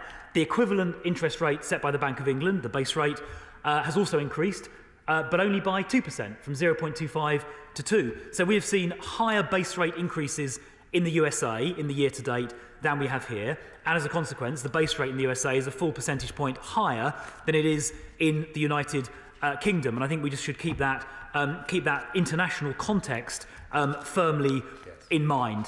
Let me just move on, Mr. Deputy Speaker, if I may. I was just explaining that we did this so people can keep more of their own money and so we can help with the cost of living challenges at this time as a matter of urgency on the 6th of November and not delay it any longer. It's also important, I think, and the Chancellor thinks, to boost incentives to work. We want to make sure that working is as attractive as possible, and by lowering the taxes on work, I believe that we do this. Of course I'll give way. And I add my voice to welcome him to his role. I think he will do a good job. Here's what's worrying me. Yes, we want work to pay, but we also want work to be available. There are lots of vacancies in the labour market, but there's also labour shortages. There are lots of people, as we've heard today, who are economically inactive, many of them because they're on the NHS waiting list. Now, as my Chief Secretary will know, part of this levy, in the first part, was to fund the catch-up programme. Now, I was in my local hospital on Friday, seeing how we're getting on with the catch-up programme. We are still waiting for news of our elective hub at the Royal Hampshire Hospital in Winchester, which would help with that catch-up to get people back into the workplace, back into the workforce. Is that affected by me voting for this repeal today? And I can categorically assure him that it is not affected. The £8 billion that was allocated over the spending review period to catch up the elective backlog is completely unchanged by this measure. The funding for social care, I think it was £5.4 billion over 3 years, is unaffected as well. And the rest of the money, because that's not all of it, it will continue to be available to the DHSC to spend on the NHS and social care in precisely the same way as was intended previously. As a result of this measure, cancelling or repealing the Health and Social Care Levy Act 2021, not a single penny less will go to social care, to the NHS, or in particular, the elective programme he referred to. In relation to Winchester Hospital, I obviously can't answer for that, but I'm sure the Health Secretary would be delighted to discuss that with him. My honourable friend also made a very good point about vacancies. We do have a lot of vacancies in the economy. So earlier this year, for the first time in history, I believe, there were more vacancies than there were people in unemployment. And I think if we're keen to tackle poverty, to help people to a more prosperous future, then getting them off benefits into work is clearly the answer to that question. I'm grateful for giving way, and following on from the former Health Minister, if it's true that this levy was essentially unneeded for both the social care reforms and the catch-up, and that everything is staying still, can you advise us what advice he's had from the Department of Health and Social Care as to what they will not be doing now that presumably there is less money for the other things that they were going to be doing?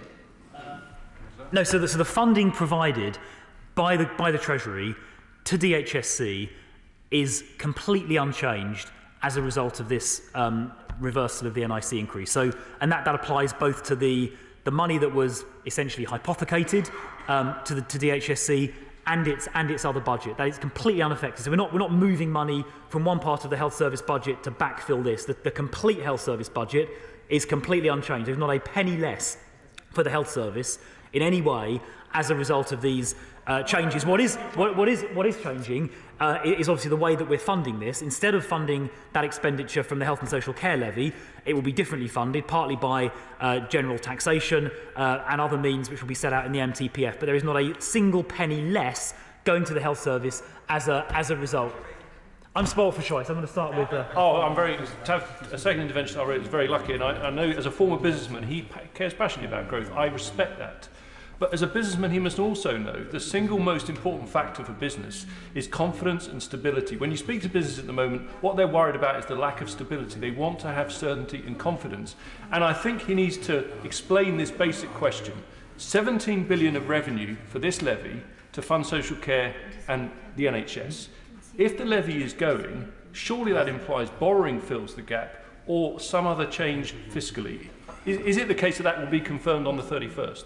Yes, it is. I mean, the Honourable Gentleman is asking entirely reasonable questions, but of course you have to look at this in the round across the entirety of public expenditure, and that is what the Chancellor will set out in detail on the 31st of October to this House, accompanied by the OBR scoring. I think the member for Stockton North wanted to... On that point, I'm grateful to the Minister. For me, the honourable member opposite has already made the point. If there's £17 billion being removed from the Exchequer, how can we have all that extra spending on the NHS and on social care if there's no additional taxation?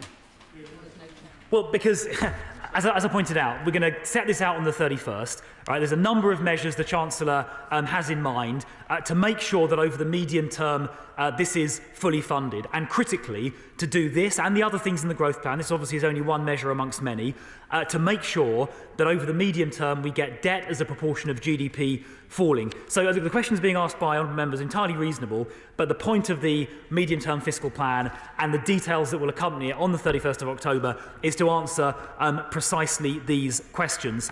Let me just set out, Mr Deputy Speaker, the benefits that this move will confer upon employees and self-employed people earning more than £12,570 and, in the case of self-employed people, £11,909 respectively. The average saving for people in work, in the way earning more than those thresholds, is going to be around about £330 next year. And if you combine that with the increase in the threshold which took effect last July, the saving for the average worker who's earning above those thresholds is going to be £500 next year, which clearly is going to be welcome at a time of economic challenge. Moreover, almost 1 million businesses, 920,000 businesses, will see an average tax cut of just a shade under £10,000, £9,600 to be precise, next year, which is also going to be very, very welcome indeed. It's worth being clear that that increase in the threshold put through a few months ago means that people on lower incomes pay very, very little national insurance or income tax these days. And I think members of this House who want to see the burden of taxation, particularly on those with lower incomes, as light as it possibly can be, I'm sure will very strongly welcome that increase in the threshold, which follows, of course, the very substantial increases in the income tax threshold that have occurred over the last 12 years, when the threshold has been increased from around about £6,500 back in 2010 to £12,570 today, lifting people on the lowest incomes out of national insurance and out of income tax entirely. Mr. Deputy Speaker, I've made the point already that this reversal of the levy is part of a much wider plan. My colleagues, the Secretary of State for various departments, will be announcing in the coming days and weeks further supply-side measures to stimulate growth in our economy, including making the planning system faster, making sure that business regulations are not unduly onerous, improving childcare, addressing questions concerned with immigration, agricultural productivity, and improving digital infrastructure. And as I said already, we're going to do that in a way that makes sure debt over GDP falls over the medium term. And I was about to finish, but since it's my old friend from Stockton North, I'll give way one last time. I'm very grateful, Mr Deputy Speaker, and I enjoyed my time opposite the honourable member when we're dealing with justice issues. But one of his predecessors, a Lib Dem, no doubt, in fact, cancelled the new hospital for Stockton 12 years ago.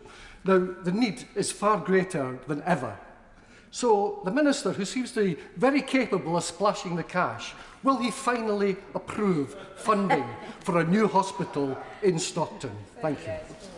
Well, the government, of course, has a commitment, which we stand by, to build, I think it's 40 new hospitals in the coming years. Of course, the details of that programme are in the hands of my right honourable friend, the Secretary of State for Health and Social Care, and I'm sure she would be happy to discuss the hospital for Stockton with the honourable member. But he is, of course, as ever, a very eloquent advocate for his hometown.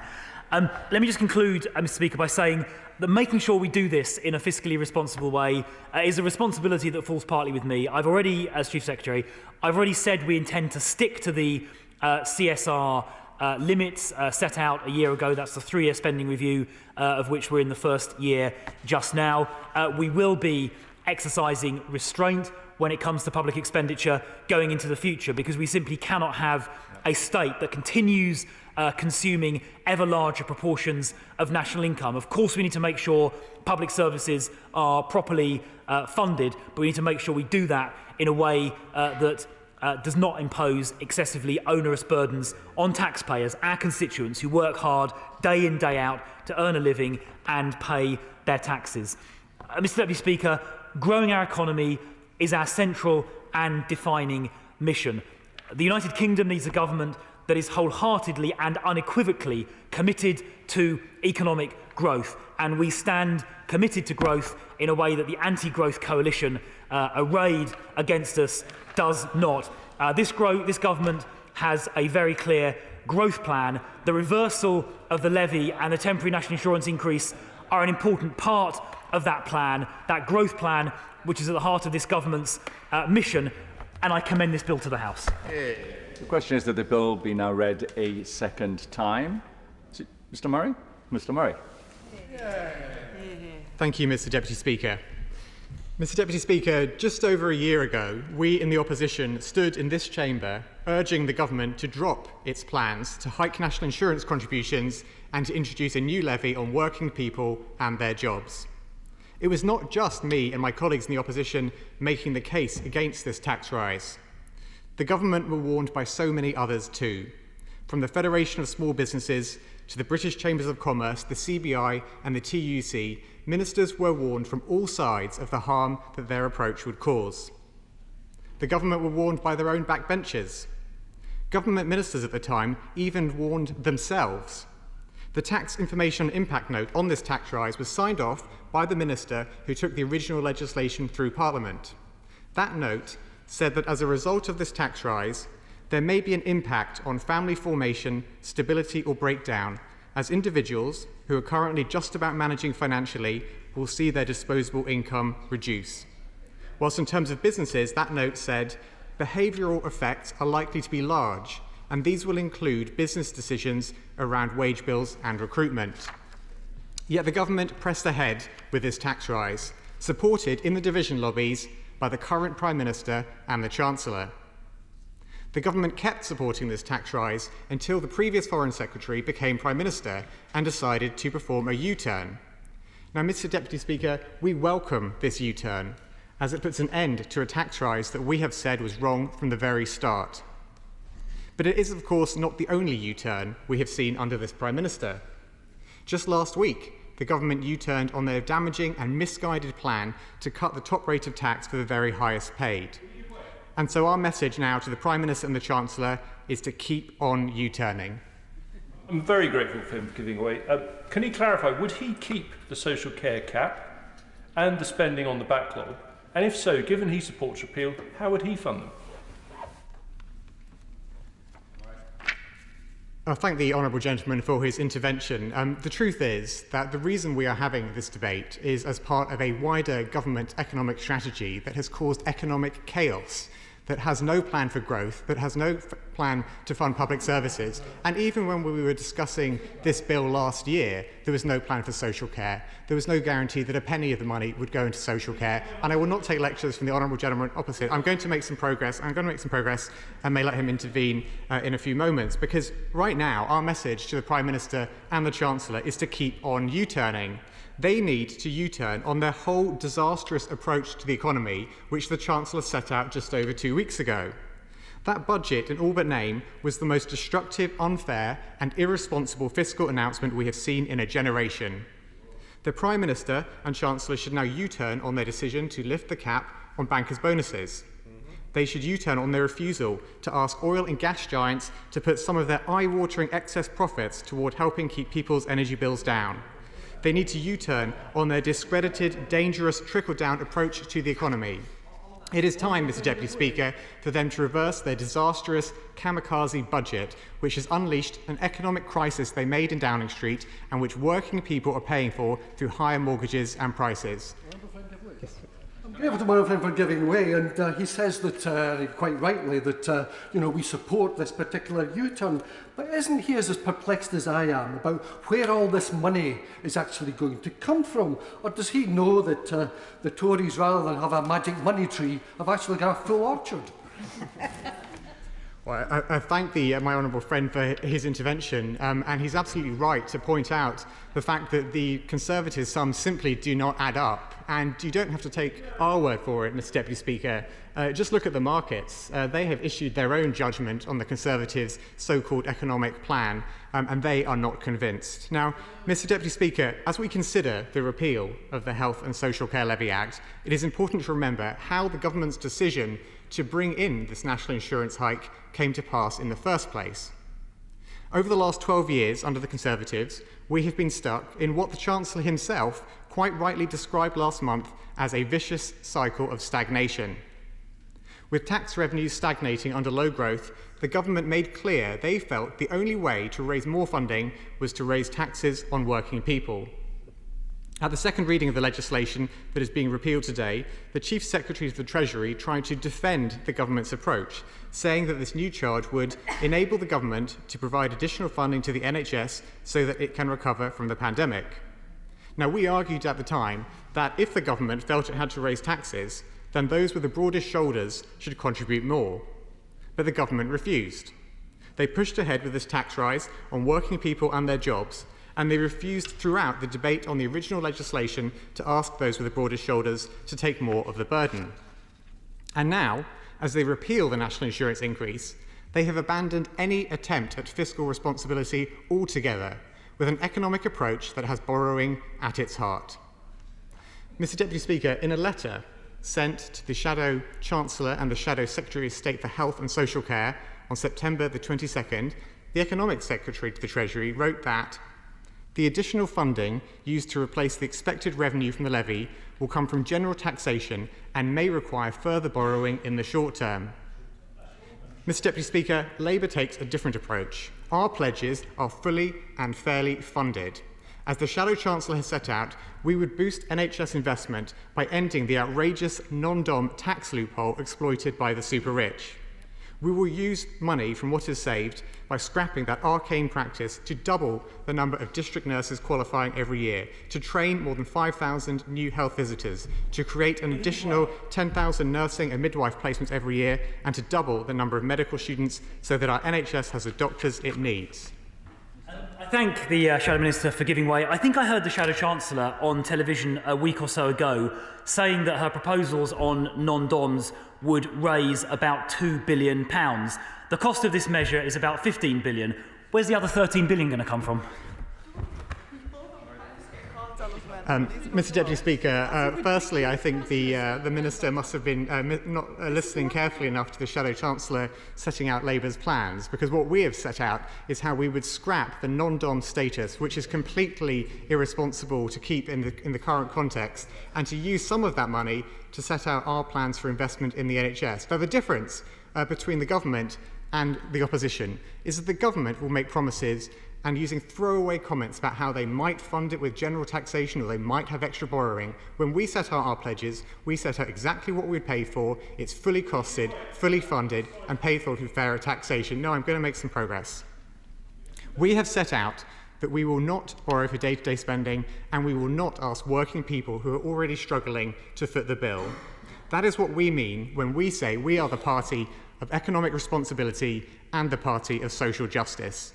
The Conservatives have shown themselves to be the party of a failed approach to the economy.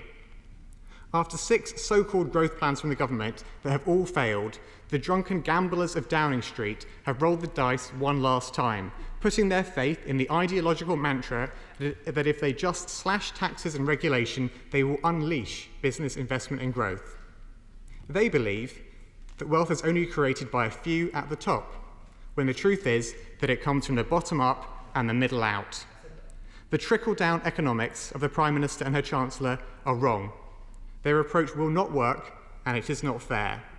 It will hit working people's spending power, undermining prospects for growth. It ignores the need for government to be a partner for business to grow, something that is more important than ever with the turbulent, changing, challenging outlook we face. That is why the next Labour government would do things differently. We would bring together businesses and trade unions through a National Economic Council. We would support businesses to grow through our modern industrial strategy, and we would use a national wealth fund to invest in the new green industries of the future. That is our approach to the British economy: pro-business, pro-worker, pro-growth. Mr. Deputy Speaker, the government is making the wrong calls again and again.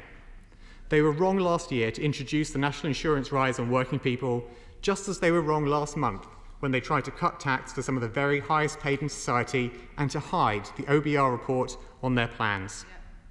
We welcome the government finally admitting they were wrong to raise national insurance on working people and businesses in the middle of a cost of living crisis. But their wider economic approach is one characterised by ballooning borrowing and a discredited trickle-down approach to economic growth. The Prime Minister and her Chancellor are gambling with the livelihoods and well-being of people across the UK. Their gamble is dramatically worsening the cost of living crisis, with higher costs and mortgage payments for households across the country. It is shredding any reputation the Conservatives may once have claimed to have for economic competence, and it will fail to deliver the growth we need after 12 years of stagnation. Mr. Deputy Speaker, throughout the cost of living crisis, Labour have forced the Conservatives to U-turn time and again. By repealing the national insurance rise and levy, and by halting their plans to cut the top rate of tax for the very highest paid, the Prime Minister and Chancellor have shown that they have it within themselves to make a U-turn. Our message to them is clear: do not stop there. The government must U-turn on their whole economic approach and reverse their disastrous kamikaze budget. And our message to the British people is clear. This is a Tory crisis that has been made in Downing Street and that is being paid for by working people. Only Labour will fix the damage the Tories are doing. Only Labour will deliver economic responsibility and social justice. Only Labour will be a government that is on your side. I'm just wanting people who intend to speak in the debate, if they could stand, please, just soon, because I know there's at least one not on the list, so thanks very much. James Cartledge. Thank you, Mr. Speaker. And it's fair to say it's a bit of a novelty for me to be called both so early and without a time limit in a debate. I'm very grateful, not least because, in truth, this is one of the singly most important subjects in British politics, which is how do we pay for healthcare. That's essentially what we are debating today, and I feel very strongly on this subject. And I think that the core principle must be the one which I've always held as a Conservative, which is that we are fiscally responsible.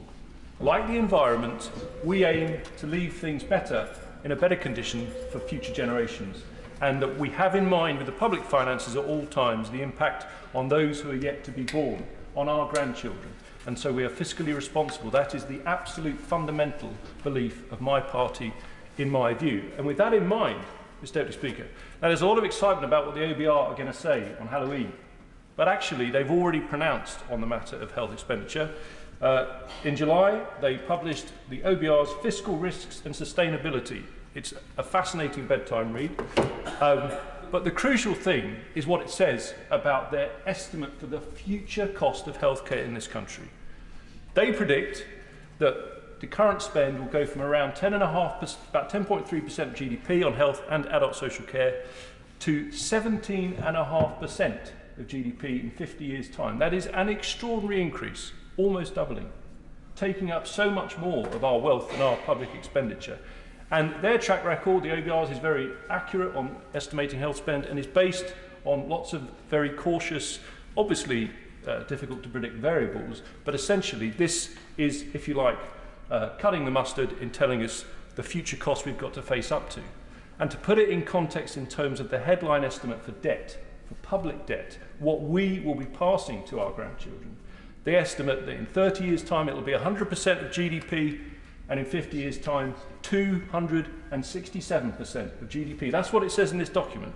If we carry on as we are, we will have national debt at 267% of GDP because of the rising cost of what's called demographics. That's mainly healthcare, but it is also state pension and other aspects of the pension system. But overwhelmingly, it is healthcare, and adult social care will double as a percentage of GDP as well. Now, I should declare something of an interest in the sense that I kind of had an indirect role in the creation of the health and social care levy, and it's fair to say I have many reservations about what we are doing today. As colleagues know, the former Prime Minister, who deserves great credit for this, was determined that he wouldn't just have another green paper or white paper on social care. He wanted to actually deliver something for the country, and he introduced that cap that has been promised by successive governments, so that people who have saved hard and have assets, yes, they have to contribute to their care, but they know there is a limit. And I think it's incredibly important that we brought that forward. And I sincerely hope that in removing the funding mechanism for the cap, that the Treasury resists the temptation to water the cap down. Because colleagues will know, local authorities are not yet aware of exactly what the cap will cover. And they must resist the temptation with the funding stream gone to water that down. Absolutely paramount. But I would just say this, because when the Prime Minister came forward with wanting to pursue the cap, obviously it was the view of the then Chancellor, the Right Honourable Member for Richmond, who I had the privilege of being PPS to throughout the pandemic, that it must be funded, that this can't just go on the national credit card. The social care cap on its own is a massive rising liability. I've just set out what's going to happen to health costs more generally. But then how to fund it? The most common suggestion was an increase in national insurance to fund social care. National insurance for the simple reason that it applies to businesses and to individuals, so it raises the sorts of revenue you can get. It's not easily avoided. It can give you the money in the bank to pay for these very expensive costs that we face. But I actually submitted a paper to the Chancellor at the time, and I suggested, rather than just a narrow national insurance levy, social care levy as it were, we should have a full health and social care levy, and that this should be hypothecated, and it should appear as an explicit line on your payslip. And if you look on your payslip at the moment, you'll see it there, and it will be there until November. And we haven't made the most of it, I accept that. There's been almost no enthusiasm from any quarter, possibly from the social care sector. But my view was, what we could have done with a transparent, hypothecated statement on your payslip was that at the time when we've agreed with the NHS what their funding would be, when they came back to us 2 years into the 5-year settlement and said, we need this extra big item, we could say, well, fine, but it's going to come out of the levy. So it'd be transparent. And that would have given spending discipline, in my view, something we've terribly lacked, if we're honest, in health spending for many years under successive governments. So I think it had great potential, but it's being vaporised today. I accept that. The Prime Minister has a mandate for it, and of course the whole House seems to support that view, as does the Labour Party, even though they haven't got the foggiest how they're going to fill the gap themselves. But having said that, more than happy to. The former Prime Minister had a mandate to do what he did last year. The honourable gentleman has said that the new Prime Minister has got a mandate to do this. Where did that mandate come from? Because I don't remember Parliament has been dissolved for a general election within the last couple of months. Quite rightly say that our manifesto said we would not increase national insurance, so she can draw on the mandate at the general election. Now, I would argue, because we seem to have, in the same way, vaporised out of history the pandemic, that changed everything. That the enormous borrowing that accrued to this government during the pandemic, which everyone supported, by the way, everyone wanted even more spending, even more support for businesses and individuals, as I remember as the PPS, the Chancellor at the time, that made it an exception and that we had to balance the books. But I have to be clear, it's not my preference. I would not have wanted this levy as a way to fund the NHS and social care. In my view, dealing with the politics of the time, it was the best way forward. So I'm going to be clear about what is my personal view on how we move forward. And this is to understand a key point. The NHS is free at the point of delivery. But that means we pay with time. Because when something's free, you have queues and people wait. And we have massive queues. Of course, they've been massively exacerbated by the pandemic. That's why the backlogs are so big. But to me, it's blindingly obvious that the pressure on the NHS is overwhelming, almost infinite demand with finite capacity. Now, people will say, and the party opposite will say, as we would surely in any election campaign, that we will do everything possible to increase that capacity. The Deputy Prime Minister, Health Secretary, will of course, with her ABCD strategy, do everything possible to improve outcomes in the NHS. But when we talk about funding it, when we talk about that obligation to our grandchildren, the next generation, I think we have to be more radical, frankly. In my view, you do need a core NHS free at the point of delivery. But what we need to do as a country is drive up use of the independent sector, private healthcare, that from all those brilliant companies that are seeing their use shoot through the roof because of the backlog. And I know some of this territory is difficult to talk about, but I'll just give 3 key reasons why I think we should go down this route. The first one to understand is for every single person who pays to go privately, they are freeing up a space on the backlog. They are boosting NHS capacity at the same time. The second point is this is standard in other countries, comparable countries. The Republic of Ireland, Australia, Germany. In those countries, there are tax incentives to pay for your health care. There is an understanding that if someone goes to that trouble, they should have some kind of a rebate. They are doing everyone else a favour. And the third point is, this is already happening. The post-beverage revolution is happening, and it's happening silently. There's been a massive surge in the number of people paying privately for their health care.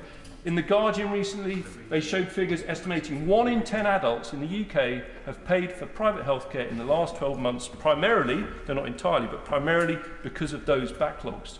So the use has surged. According to the Independent Healthcare Providers Network, I think the percentage increase on paying in cash, what's called self-pay, for hip replacements has gone up by 193% this January to March compared to January-March 2019, and 173% for knees. This is a huge surge in people paying privately. Now, it's true, many of them will not have wanted to. I'm not suggesting that they will be delighted with that. Of course, what we all want is that everyone be able to go and use the NHS and not have these long waits. Clearly, that's the ideal scenario. But I don't think it's deliverable anymore, not least with the demographic pressures we face. And so, in my view, what we should do is look at this surge in use of the independent sector and embrace it as a policy opportunity. Because research from that same organisation, the Independent Healthcare Providers Network, shows 48% of people in this country would consider going private in the next 12 months because they know about the waits. So, if you like, this is about choice. For me, the most important thing is to have greater tax incentives for considering to use in the independent sector so that people actually think about a realistic choice. We don't just settle for long waits for care anymore.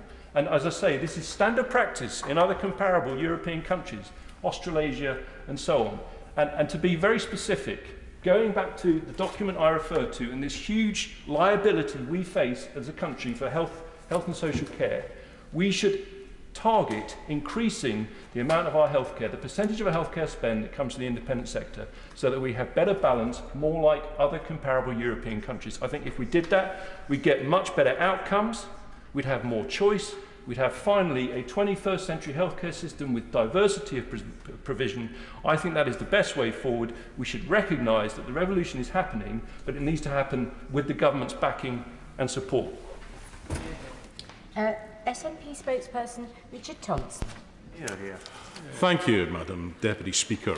It was a little over a year ago that the then Financial Secretary to the Treasury told the House that this health and social care levy will enable the government to tackle the backlog in the NHS, and it will provide a new permanent way to pay for the government's reforms.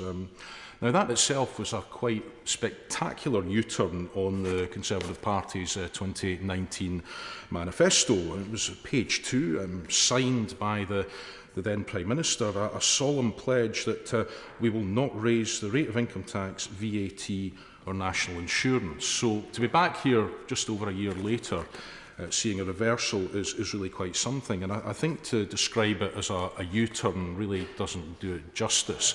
I would give the analogy of an antisocial driver doing donuts in the car park of the local supermarket as the best analogy for how out of control the approach seems to be. Now, the UK government published a health and social care levy policy paper at the time that the levy was being introduced. And I remember distinctly a quote in it, which said that this levy provides a UK-wide approach which enables us to pool and share risks and resources across the UK. So it was highly enjoyable to listen to the Chief Secretary to the Treasury claiming that now that the levy is being repealed, that the reverse also happens to be true in terms of that UK-wide approach to pooling and sharing.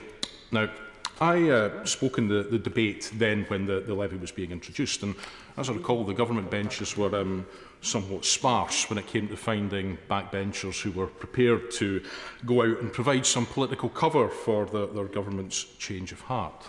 Now, quite clearly, an awful lot's changed since then. We've got a new Prime Minister who makes much of the fact that she's prepared to be unpopular. In light of recent events, that's probably just as well. She also tells us, as the Chief Secretary repeated today, that there is apparently this sinister grouping outside this place of an anti-growth coalition at work. Now, I won't go through all the groups that are supposedly comprising this coalition, but essentially it seems to be anyone who has the temerity or the audacity to disagree with the Prime Minister, which probably means it's about half of the Cabinet and most of the backbenches at this rate. I give way. I'm very grateful for raising this point, to match the frivolity of this assault from the other side. Does he know how one joins this anti-coalition, anti-growth coalition? I mean, when do they meet? Do they provide lunch, for example? Does one have to apply through the, I see now, absent minister? Or, is there a form, or are they on the internet? Everything else seems to be. Has he any answers? I'm sorry to disappoint the Honourable Member. I don't have any answers there, but if I could contribute from the sort of Marxist perspective that is presumably in the sights of those levied that and Groucho Marxist perspective, that I wouldn't want to be a member of any club that would have me as a member. So, but I don't know. I'm sure the T-shirts are being printed and they'll be available very soon. But to get back to where I was headed with this, that the benches then on the government side were rather sparse, and judging by the nature of some of the contributions and some of the exceptionally well targeted, I must say, friendly fire, the government clearly has some way to go, not only to persuade its members of the sincerity of its commitments on health and social care, but also when it comes to its broader approach to managing the economy. Now, on the Scottish National Party benches, we had our concerns about the levy at the time as a means of achieving the policy objectives that were outlined. In our view, it was unclear what the additional resource was going to be used for, other than in the broadest of terms.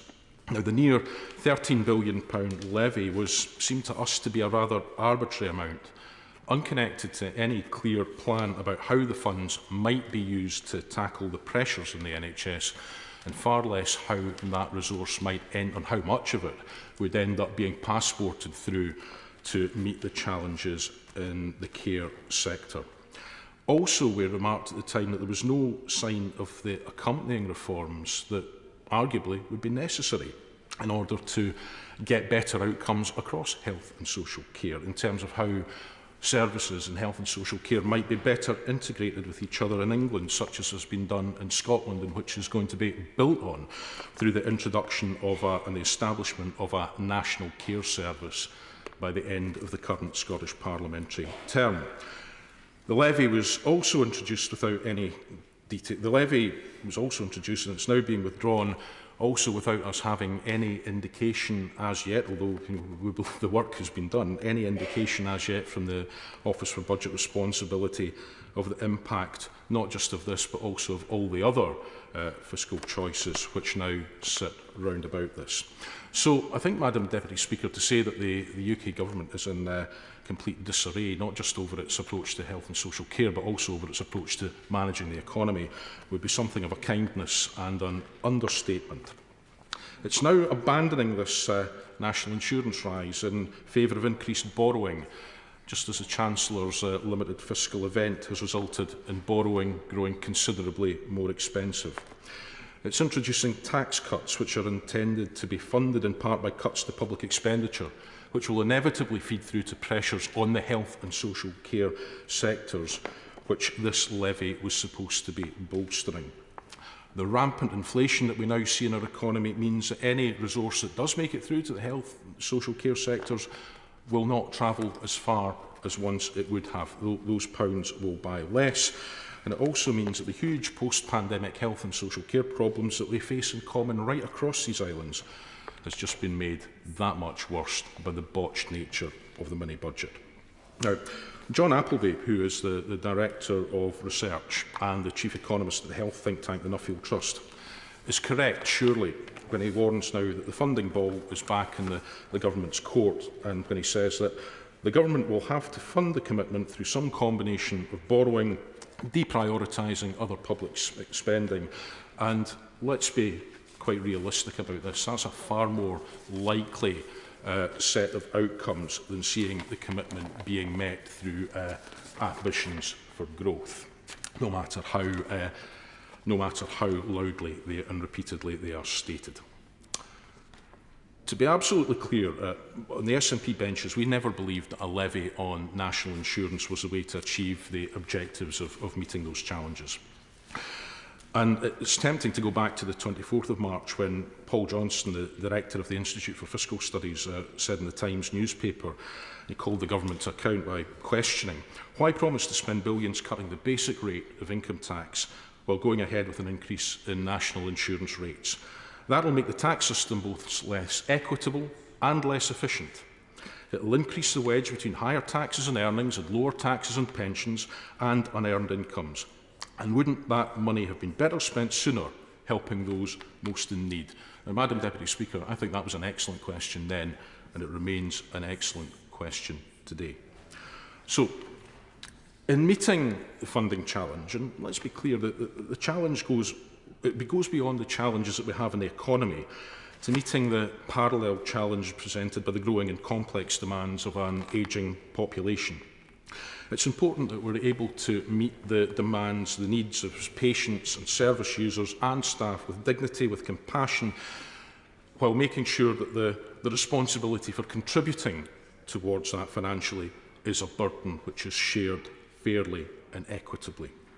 Now, in financial terms, that's going to be met through a combination of revenue spend, capital spend, and the way that that cost is shared will come down to political choices over how much is to be borrowed and how the tax system is going to be balanced over the longer term. And we certainly wait with a mixture of bated breath and nervousness to what the Chancellor finally brings forward later this month. But I will make absolutely no apology whatsoever for repeating this point, that it must be fairer as a general principle to spread that burden by increasing income taxes across the board on both earned and unearned income, as well as to look again at areas such as inheritance taxes and capital gains, so that the totality of wealth right across the nations of these islands can be taken into consideration when sharing that burden. Instead, what we seem to have, Madam Deputy Speaker, is a piecemeal and incoherent approach to reform from this government, allied to an equally piecemeal and incoherent approach to taxation and the wider economy. It's often said that of a person's character that when somebody shows you who they are, you should believe them. And my goodness, when it comes to the character of a government, haven't we seen exactly what the essential character of this government is over the past 3 weeks when it comes to its priorities?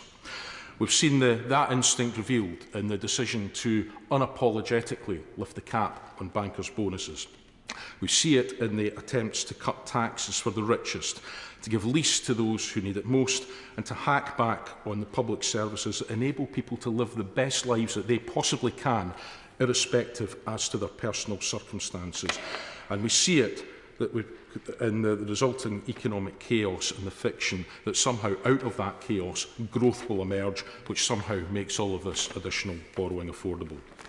So, Madam Deputy Speaker, in some kind of conclusion, it's clear that the problems that led to this levy being identified as a solution in health and social care haven't disappeared, even if this levy itself is about to. But just as the Chief Secretary repeated the Prime Minister's lamentable jibe about the anti-growth coalition, as the chaos that's emerged from the mini-budget shows, the solutions to the myriad problems that we face aren't going to be found amongst the dangerous, disruptive ideologues who cause mayhem by supergluing themselves to the policy prescriptions of the Institute of Economic Affairs.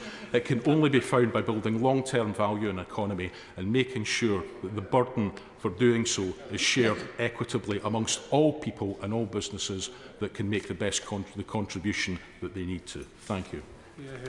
David Rutley.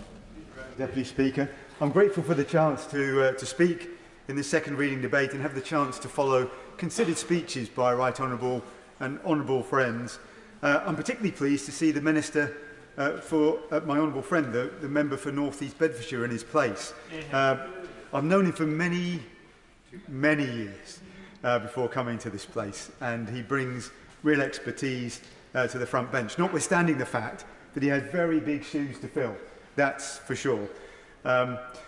Madam Deputy Speaker, the repeal of the health and social care levy is part of the government's growth plan. The key elements of the plan to address cost of living challenges caused largely by President Putin's savage attacks on Ukraine are most welcome. The energy price guarantee helps limit the price of fuel bills for households across the country for 2 years, while the Energy Bill Relief Scheme provides similar support for businesses right across the country. And these steps are particularly welcome to the small and medium-sized businesses both in Macclesfield and across the country, which have felt particularly exposed to the sharp increases in energy costs.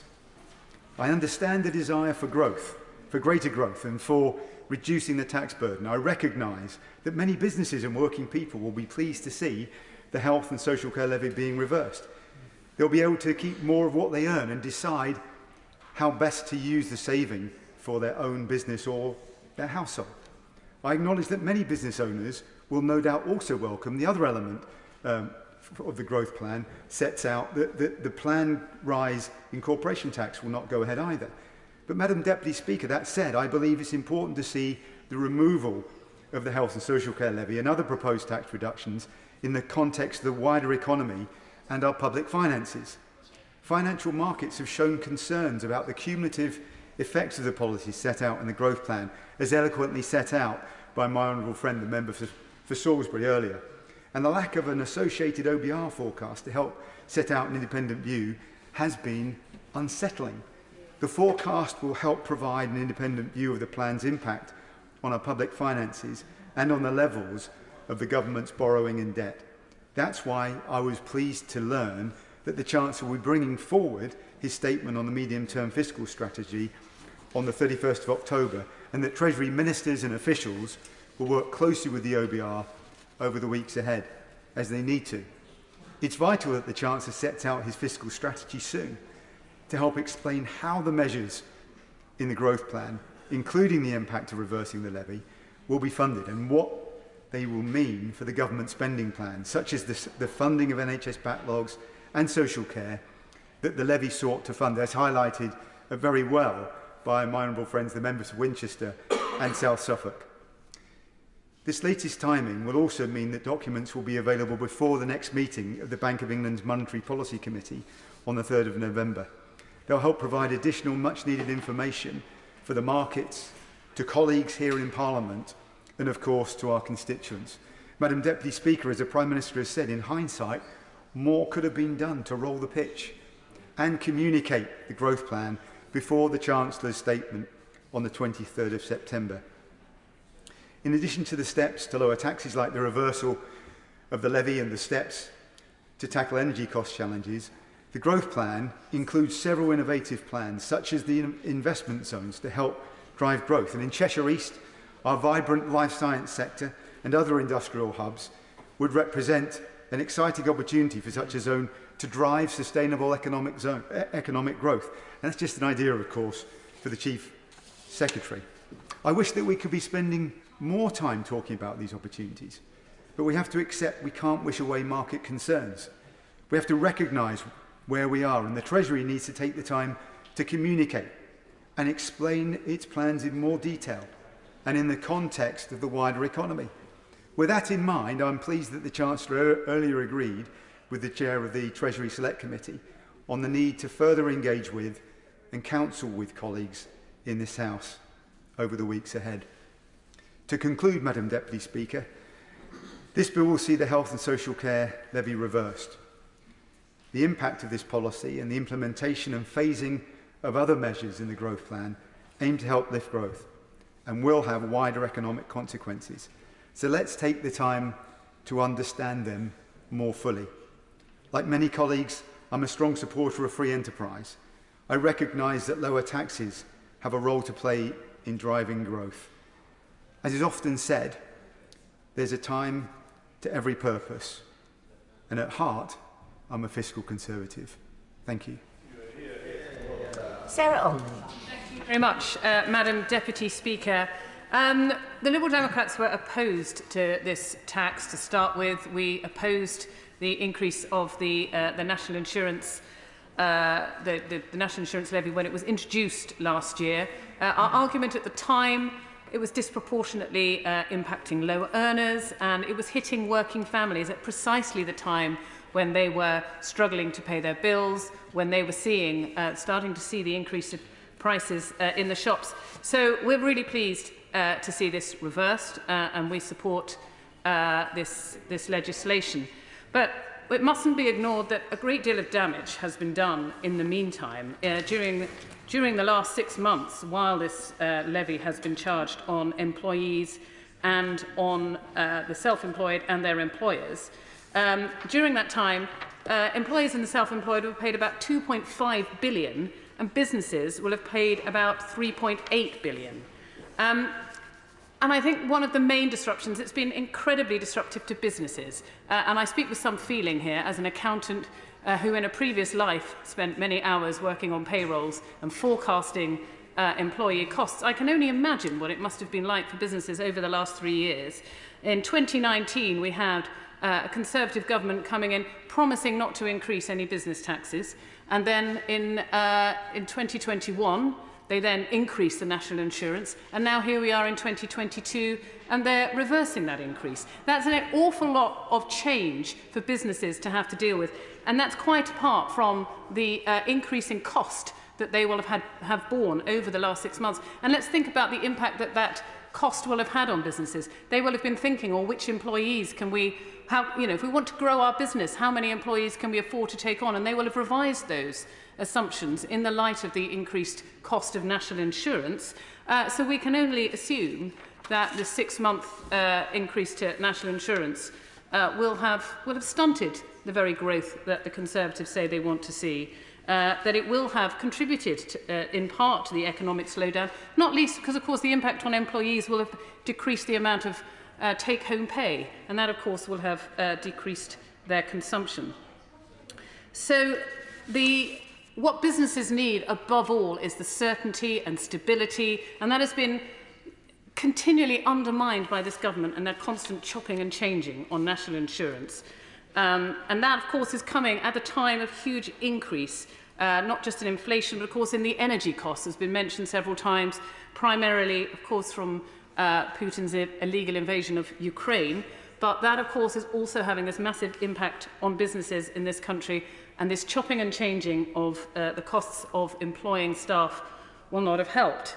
Now, it's always been our argument that tax could have been more productively raised by an expanded windfall tax. This is something that we've been calling for since last autumn. We're very pleased to see that the government took on board some of our suggestions, but both Shell and BP have said that the government could have gone further. There's potentially up to an extra 60 billion of taxes that could have been levied on oil and gas firms, and that would have negated the need not just for this national insurance increase, but for many of the other unfunded borrowing commitments that the government made on the 23rd of September.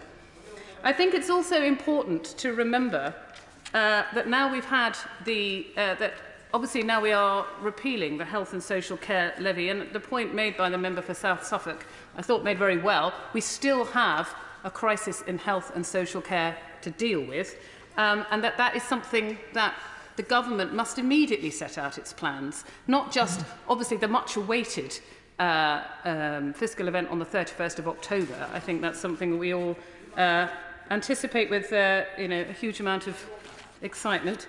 But I think the thing that more than anything we need to hear from the government, its plans for health and social care, because there's no doubt that in itself the backlog in our NHS hospitals in itself is having an impact on growth. I saw figures today which suggested that when the current number of people who are suffering from long-term sickness that prevents them from working is at a record high. Now, I think we can all see the events of the last few years, how that has come about, but that is people who cannot be available for work, who cannot be contributing to the government's growth agenda, because they are not able to take up posts in what we know now is a record number of vacancies, simply because they are waiting for treatment. So, while we welcome this reversal, the government must state, and state soon, what it plans to do to address the backlog. And of course, it's not just health, it's also social care. There are 130,000 vacancies across our social care sector, and we know that it's chronic underfunding that is causing that. They cannot offer the kind of salaries, for example, that the care workers can find in other sectors. And I know that the shortage of care workers and places in care homes is having a knock-on impact on our hospitals. I was at Kingston Hospital recently, and they were telling me that the reason that they have problems, and one of the big contributors to their backlog, is that they cannot discharge patients because there is no care package for them to be looked after in their homes. So this issue about social care and health and the backlog urgently needs addressing. It wasn't being addressed when this legislation to increase national insurance was first brought in, and it's not being addressed now, and we urgently need to hear more from the government on that. And also, in the meantime, I would say to the government, we would support an increase in the windfall tax, and we would also oppose their plans to reverse the planned increase in corporation tax, as I believe that that's creating the biggest need for the additional borrowing announced on the 23rd of September, and that's something that they urgently need to look at again. They urgently need to look at all of their plans announced by the Chancellor on the 23rd of September, and I, for one, am very keen to see what they come up with on the 31st of October. Thank you, Madam Deputy Speaker. Kim Johnson. Thank you very much, Madam Deputy Speaker. I welcome this decision to repeal the regressive hikes to national insurance, which would have seen the least able to pay with the heaviest proportional tax burden to tackle the crisis in social care. This is the right thing to do, but it should never have happened in the first place. Tax rises on the poorest, especially during a cost of living crisis, are cruel and unnecessary. And now we need urgent reassurances from the Minister that new funding for adult social care will come from progressive taxation and the pockets of those who can most afford it. And we must be clear, a U-turn is not a plan, it's the absence of one. We still have no answers from this government about how they are planning to tackle the crisis in adult social care and where the funding is coming from, other than to wait until the 31st of October for the mid-term fiscal plan. 12 years of Tory austerity has already seen £8 billion taken out of the social care system. Now we are facing a winter of hardship driven by the rampant cost of living crisis. And instead of bringing forward measures that will help the poorest and those most in need, this government is prioritising tax cuts for the rich and public service cuts for the rest of us. They have removed the triple lock protections on pensions and are refusing to commit to raising benefits in line with inflation. And they've made disastrous economic decisions that have crashed the economy and made the cost of living crisis one of the worst of comparable countries. Local governments are being forced to make further crippling cuts, as well as find extra money for energy costs and inflation to maintain their public services. And we know that their adult social care provision is going to suffer. Liverpool has lost £465 million of our budget since austerity, and that's over 2/3 of our overall budget since 2010. And Liverpool, like other cities, has a growing elderly population with increasing complex needs, including dementia. And we urgently need a big injection of funding to councils' care budgets, alongside a social care workforce strategy to meet rising demands, because we are facing unprecedented staff shortages in the health and social care sector, with more than 165,000 vacancies and a massive turnover of 30% per year.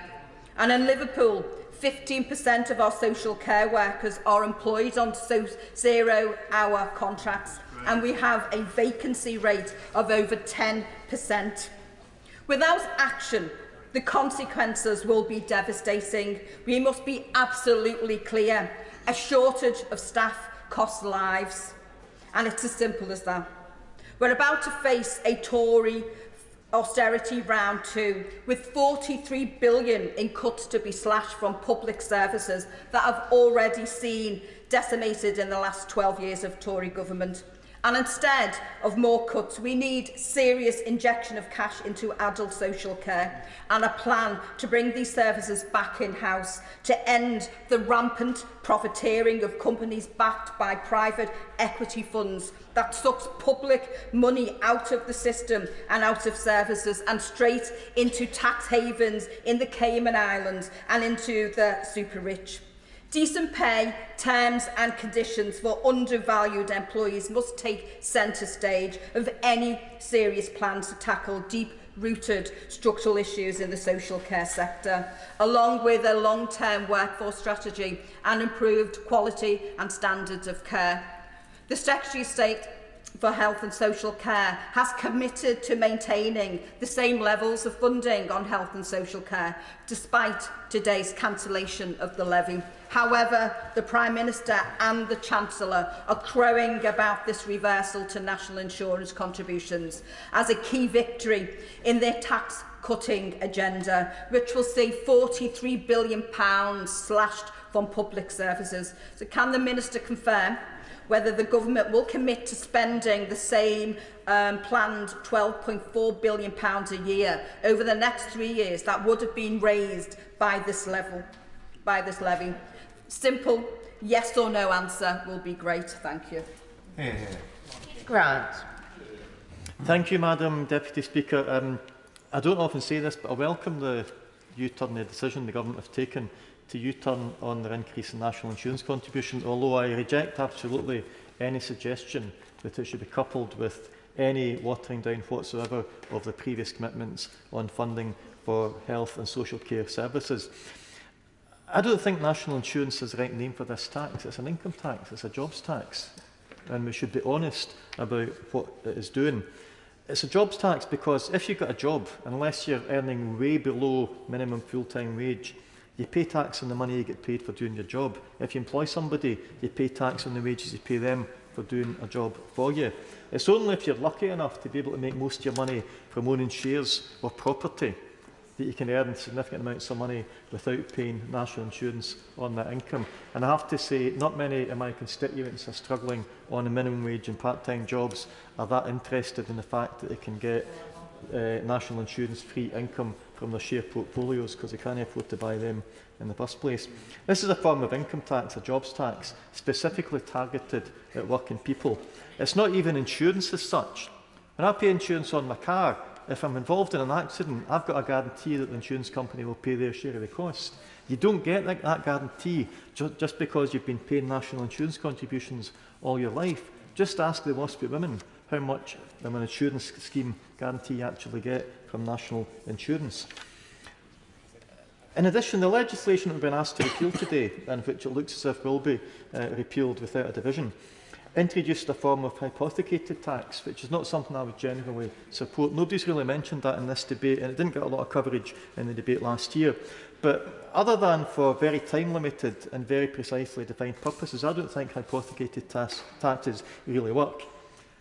And filling in a small part of the decades-long underfunding in some of the most important public services is neither time-limited nor specific. So whatever we're going to do to change the tax system to give adequate funding to these services, a single specific hypothecated tax was never going to be the reason. I'm being consistent on this. I find it interesting that nobody who's spoken in the debate in favour of repealing this levy has explained why they voted for it in the first place last year. I note that sometimes people are allowed to change their minds regularly, whereas in others people are not allowed to change their minds from 8 years ago. Our health and social care services are among the most precious public services we've got. Universal health care, free at the point of delivery, including free prescriptions, by the way, based only on clinical need, not on your ability to pay, is surely an essential part of any civilised society. And I would say the same about social care as well. I'm proud that in Scotland we have free personal care for those who need it, regardless of whether or not they can afford to pay for it. I welcome the steps the Scottish Government has taken to reduce the financial burden on those that need other forms of social care as well. All of these services are available to everybody, and they should be paid for by everybody according to our means through general taxation. And I'm not ashamed to say that if I have to pay a wee bit extra in tax that I can easily afford in order to provide a civilised society for my people to live in, then I will do so willingly. But those principles are under direct attack, even more so than they were under the previous Prime Minister, even more so than they were in the dark days of Margaret Thatcher. We now have a Prime Minister who's chosen to surround herself with people whose links to the NHS privatisation lobby are not hard to find. And it doesn't need to be direct privatisation. It's very easy to privatise a health service by stealth, simply by strangling it of funds so that the waiting list becomes so long, as has already been indicated, people choose to pay for a health service that they've already actually paid for through their taxes. That's why it's essential that we get commitments from this government that not only will there not be a reduction in cash terms in health service funding or in social care funding, but that those budgets will increase by enough to cover the cost of inflation as it hits those services. Inflation in the health service historically has usually been higher than the headline rate of inflation. The headline rate of inflation is savage enough just now. It's likely that the true cost of inflation to the health service is even higher. And it's scandalous that when I asked the Chancellor about this directly, when he issued his mini-budget a few weeks ago, he refused to give a commitment that funding for the health service will even keep pace with inflation, never mind increasing to meet what we all can all see as an unmet demand. And part of the reason the NHS is coming under unprecedented pressure is because the policies of this government, the deliberate choices of this government and its predecessors over the last number of years have forced people into poverty, forced people into destitution, and that has an impact on people's health. That creates additional demand on the NHS. So in the same way as several members have pointed out, that having people on health service waiting lists unable to work damages the economy. If the economy is damaged in such a much that funding for the health service, that people are given sort of lower wages, that people are put under financial crisis, unable to afford the cost of living, that in turn damages their health to an extent that we maybe haven't properly realised until recently. There was a study quite recently by the University of Glasgow and the Glasgow Centre for Population Health that found that there have been nearly 335,000 excess deaths in the UK in the last 7 years caused by austerity. Deliberate policy choices by this and previous Tory governments since 2012 have actually killed more people than the COVID pandemic. That is scandalous to happen in any society that claims to be a civilised country. And that's why we can't fully consider the provisions of this bill or the provision of the Act of Parliament that it will repeal in isolation from the wider policies of a government that does seem to be hell-bent on plunging even more people into poverty while lining the pockets of their own billionaire supporters and donors. To give just one example, the Chief Secretary earlier on was delighted to tell us that the combination of not increasing the National Insurance levy and the changes to income tax thresholds announced previously will amount to a whopping £500 per year back in the pockets of my lowest earning constituents. They're paying between £1,200 and £1,500 a year more just for the heat in their homes compared to last year. So the generous £500 a year that the government are putting back into their pockets is less than half what it needs just to stand still for electricity and gas prices. That's before they start to pay their increased costs of food, increased costs of rent, increased costs of mortgages for those that are able to afford to buy their own homes. And it shouldn't be inevitable. Why is it that my constituents live in a country where 85% of its energy doesn't come from gas? So why do they see their bills doubling when there's a gas shortage? Why is it that for my constituents who live in a country that makes more electricity, supplies more energy than it needs, they've got a commodity that's in short supply? So why is it that my constituents are so much worse off when the value of this commodity that we've got in surplus increases on the global market? These are questions that it's not that the Treasury ministers or other ministers in this place don't know the answer to. They're questions that they're scared to face up to the answers to. Madam Deputy Speaker, the repeal of this legislation when the ink is hardly dry on the paper serves to illustrate yet again the total chaos that this government is in, the total chaos that it's spread over the whole of these islands, the chaos that it seems quite happy to inflict on the financial markets, despite the impact that they know it will have on people's standard of living now and the pensions they'll be able to rely on in the future. The government's persistent refusal to provide a costed plan to provide sufficient and sustainable funding for these vital services directly through funding in England and then indirectly through Barnett consequentials on the 4 devolved nations. The persistent refusal to put health and social care services onto a proper and sustainable funding basis demonstrates very clearly, Madam Deputy Speaker, that our National Health Service can never be safe in the hands of this or any other Westminster government. Here. Shadow Minister Alison McGovern. Thank you, Madam Deputy Speaker. Before I get into the bill, I just want to note some of the remarks made by the government on their energy package and the speed with which that was brought forward. And I just want to recall, given the first opportunity that we have to discuss these financial matters, that it felt to me during recess almost every day in August people were begging the government to act, and they didn't. And we waited and waited whilst they had an internal debate, and they could have acted. And for 12 years, in fact, it has seemed that the British economy has had both deep-rooted problems and significant shocks. And given the current situation before us and now the chaos we're facing, wouldn't any government want to act? Which brings us to this bill today, which is essentially a U-turn. And as colleagues have said, the government is showing here that it can U-turn, and what we need now is much more significant action. We can say that with certainty that the Chancellor has already made a considerable impression on the economy. He inherited a cost of living crisis and, for good measure, added a cost of borrowing crisis, an interest rate crisis, a mortgage crisis, a sterling crisis, a government bond crisis, and a pension funds crisis. Inflation was already at its highest rate in 40 years, devouring household wages and savings. Shell, ExxonMobil and Chevron recorded their highest ever profits, and household energy bills doubled within a year.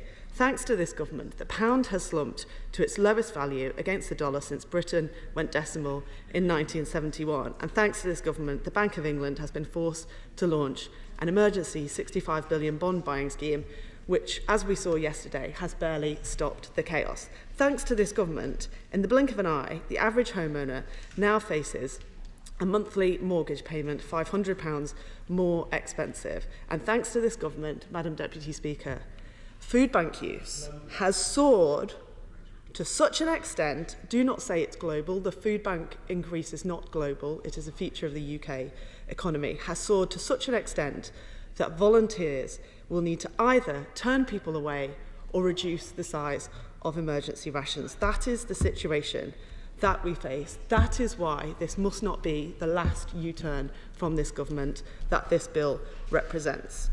Now, we've heard from various Conservative members that they are the party of tradition.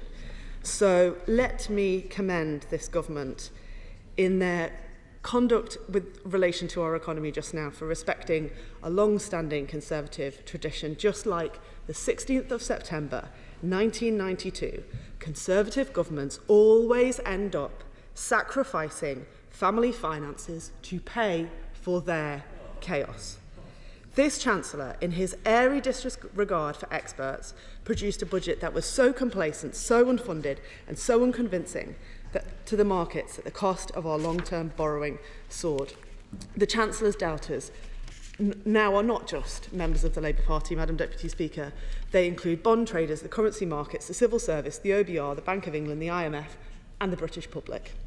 The Conservatives have pierced a hole in the British economy. The effects are widespread and severe. Pension funds brought to the edge of collapse, and before the Bank of England intervened, we risked falling into a, quote, self-perpetuating spiral, threatening severe disruption of core funding markets and consequent widespread financial instability. To be so arrogant, so high-handed, so willing to risk impoverishing people is, I believe, unforgivable. So it's some small comfort that today the Tories are reversing their own rise in national insurance. So U-turn follows U-turn, we return to square one. But this zigzagging incoherence isn't just a waste, frankly, of parliamentary time and energy. It's damaging to our stability and to our credibility. No matter whether they raise taxes or lower them, high-quality public services and economic growth will continue to elude the Conservative Party. And that is because, as has been said so often, economic strength simply does not come just from the top. It starts in the everyday lives of working people right across our great country. And I think the member for South Suffolk actually explained well what is happening right now for people trying to work. Because thanks to Conservatives, record waiting lists see acute conditions becoming chronic and more people having to leave the labour market. Do not crow about unemployment being at historic low levels when inactivity, people simply not able to work, is shooting up, as we found today, again and again. So I certainly will give way, because I'm rich. But what I said, just to clarify, was it was due to the pandemic. Not entirely, but it's everything the Labour Party says now, airbrushed out of history, this great post-war trauma that the country faced, when there was an enormous surge in borrowing, which we all supported to fund the support for businesses and people in our constituencies. At some point, will they recognise the impact that had and the action we had to take, which led to decisions like these tax increases? No, they won't. Madam Deputy Speaker, the impact of the pandemic, I think, has been profound on our labour market and on our health service. I think it should inspire us to see the capabilities of the people within our health service. And I think it should show us the undeniable truth that there will be no economic health in this country without securing the health of the people of this country. That's what the pandemic shows us. And I simply ask that the party in government today, the Conservative Party, learns that lesson. If you look at what's going on with our labour market right now, part of the growth plan must be to secure our health service, to get waiting lists down and to get people back to good health. And we've heard that funding for health and social care services will be untouched. So let me assure the government, already so elastic with its commitments, that their promise on the health service will be, as they've heard today, under heightened surveillance in months to come. The government says that they have a growth plan to end their cycle of stagnation and to radically overhaul what's been dragging us down. But, Madam Deputy Speaker, that plan simply has no credibility. It's delayed, and until we see truly what they believe can help this country grow, all we see is the cost of borrowing growing, inflation growing, mortgage payments growing, food bank use growing, child poverty growing, whilst the true opportunities that this country has, its people, their talents are left wasted. And I ask you, Madam Deputy Speaker, who asked for this? Who nodded happily at higher mortgage repayments? Who wanted public services to be slashed or the spiralling inequality? There's no consent for this, as we've seen, not even consent from the Tory backbenchers. And as a result, the damage to our economy is immediate and sharp, but we are at risk of another real danger, one which emerges perhaps slower but is just as great. and that's our relationship with the British people. In this place, we have short memories, I worry. Only 3 months ago, more than 60 ministers fled the government of the Right Honourable Member for Uxbridge. And for some time, that government had been viewed with real anger by the public, who overcame the pandemic, as we've said, through shared sacrifice, only to feel cheated and insulted and taken for fools by their government. Well, the British people, Madam Deputy Speaker, are not fools. They understand that to weather this winter, whether it's soaring energy bills, surging inflation, the war in Ukraine, shared sacrifice is needed again. And in return, they're owed compassionate, responsible leadership and a government which can look them in the eye. This is not a time for economic hobbyism, for testing pet theories like schoolboys in the common room and ignoring the country. Because, Madam Deputy Speaker, not even 2 people in every 1,000 voted for this Prime Minister or her Chancellor. Britain did not choose to be experimented on in this way. When the Chancellor delivered his crazy budget on the 23rd of September, everyone in this country was united in experiencing that act of economic vandalism. When children are hungrier, pensioners colder, and families fearful, the Chancellor avoided the profits of energy giants and signed off unfunded tax giveaways for millionaires. In waving through bigger bonuses for bankers, he took a torch to our social contract. Instead of shared sacrifice, this gang of fanatics on the Treasury bench turned to casino economics and gambled away public trust. And Madam Deputy Speaker, it's an old saying that you can judge a person by what they choose to do with power.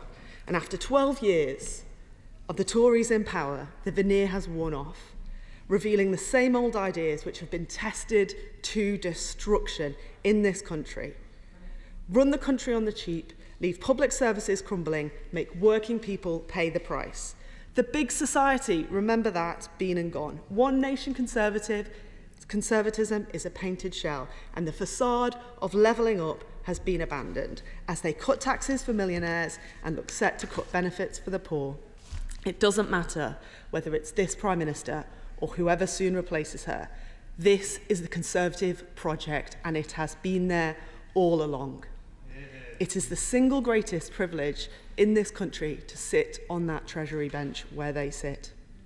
But instead of living up to that honour, this Conservative Party is hopeless, reckless, callous and weak.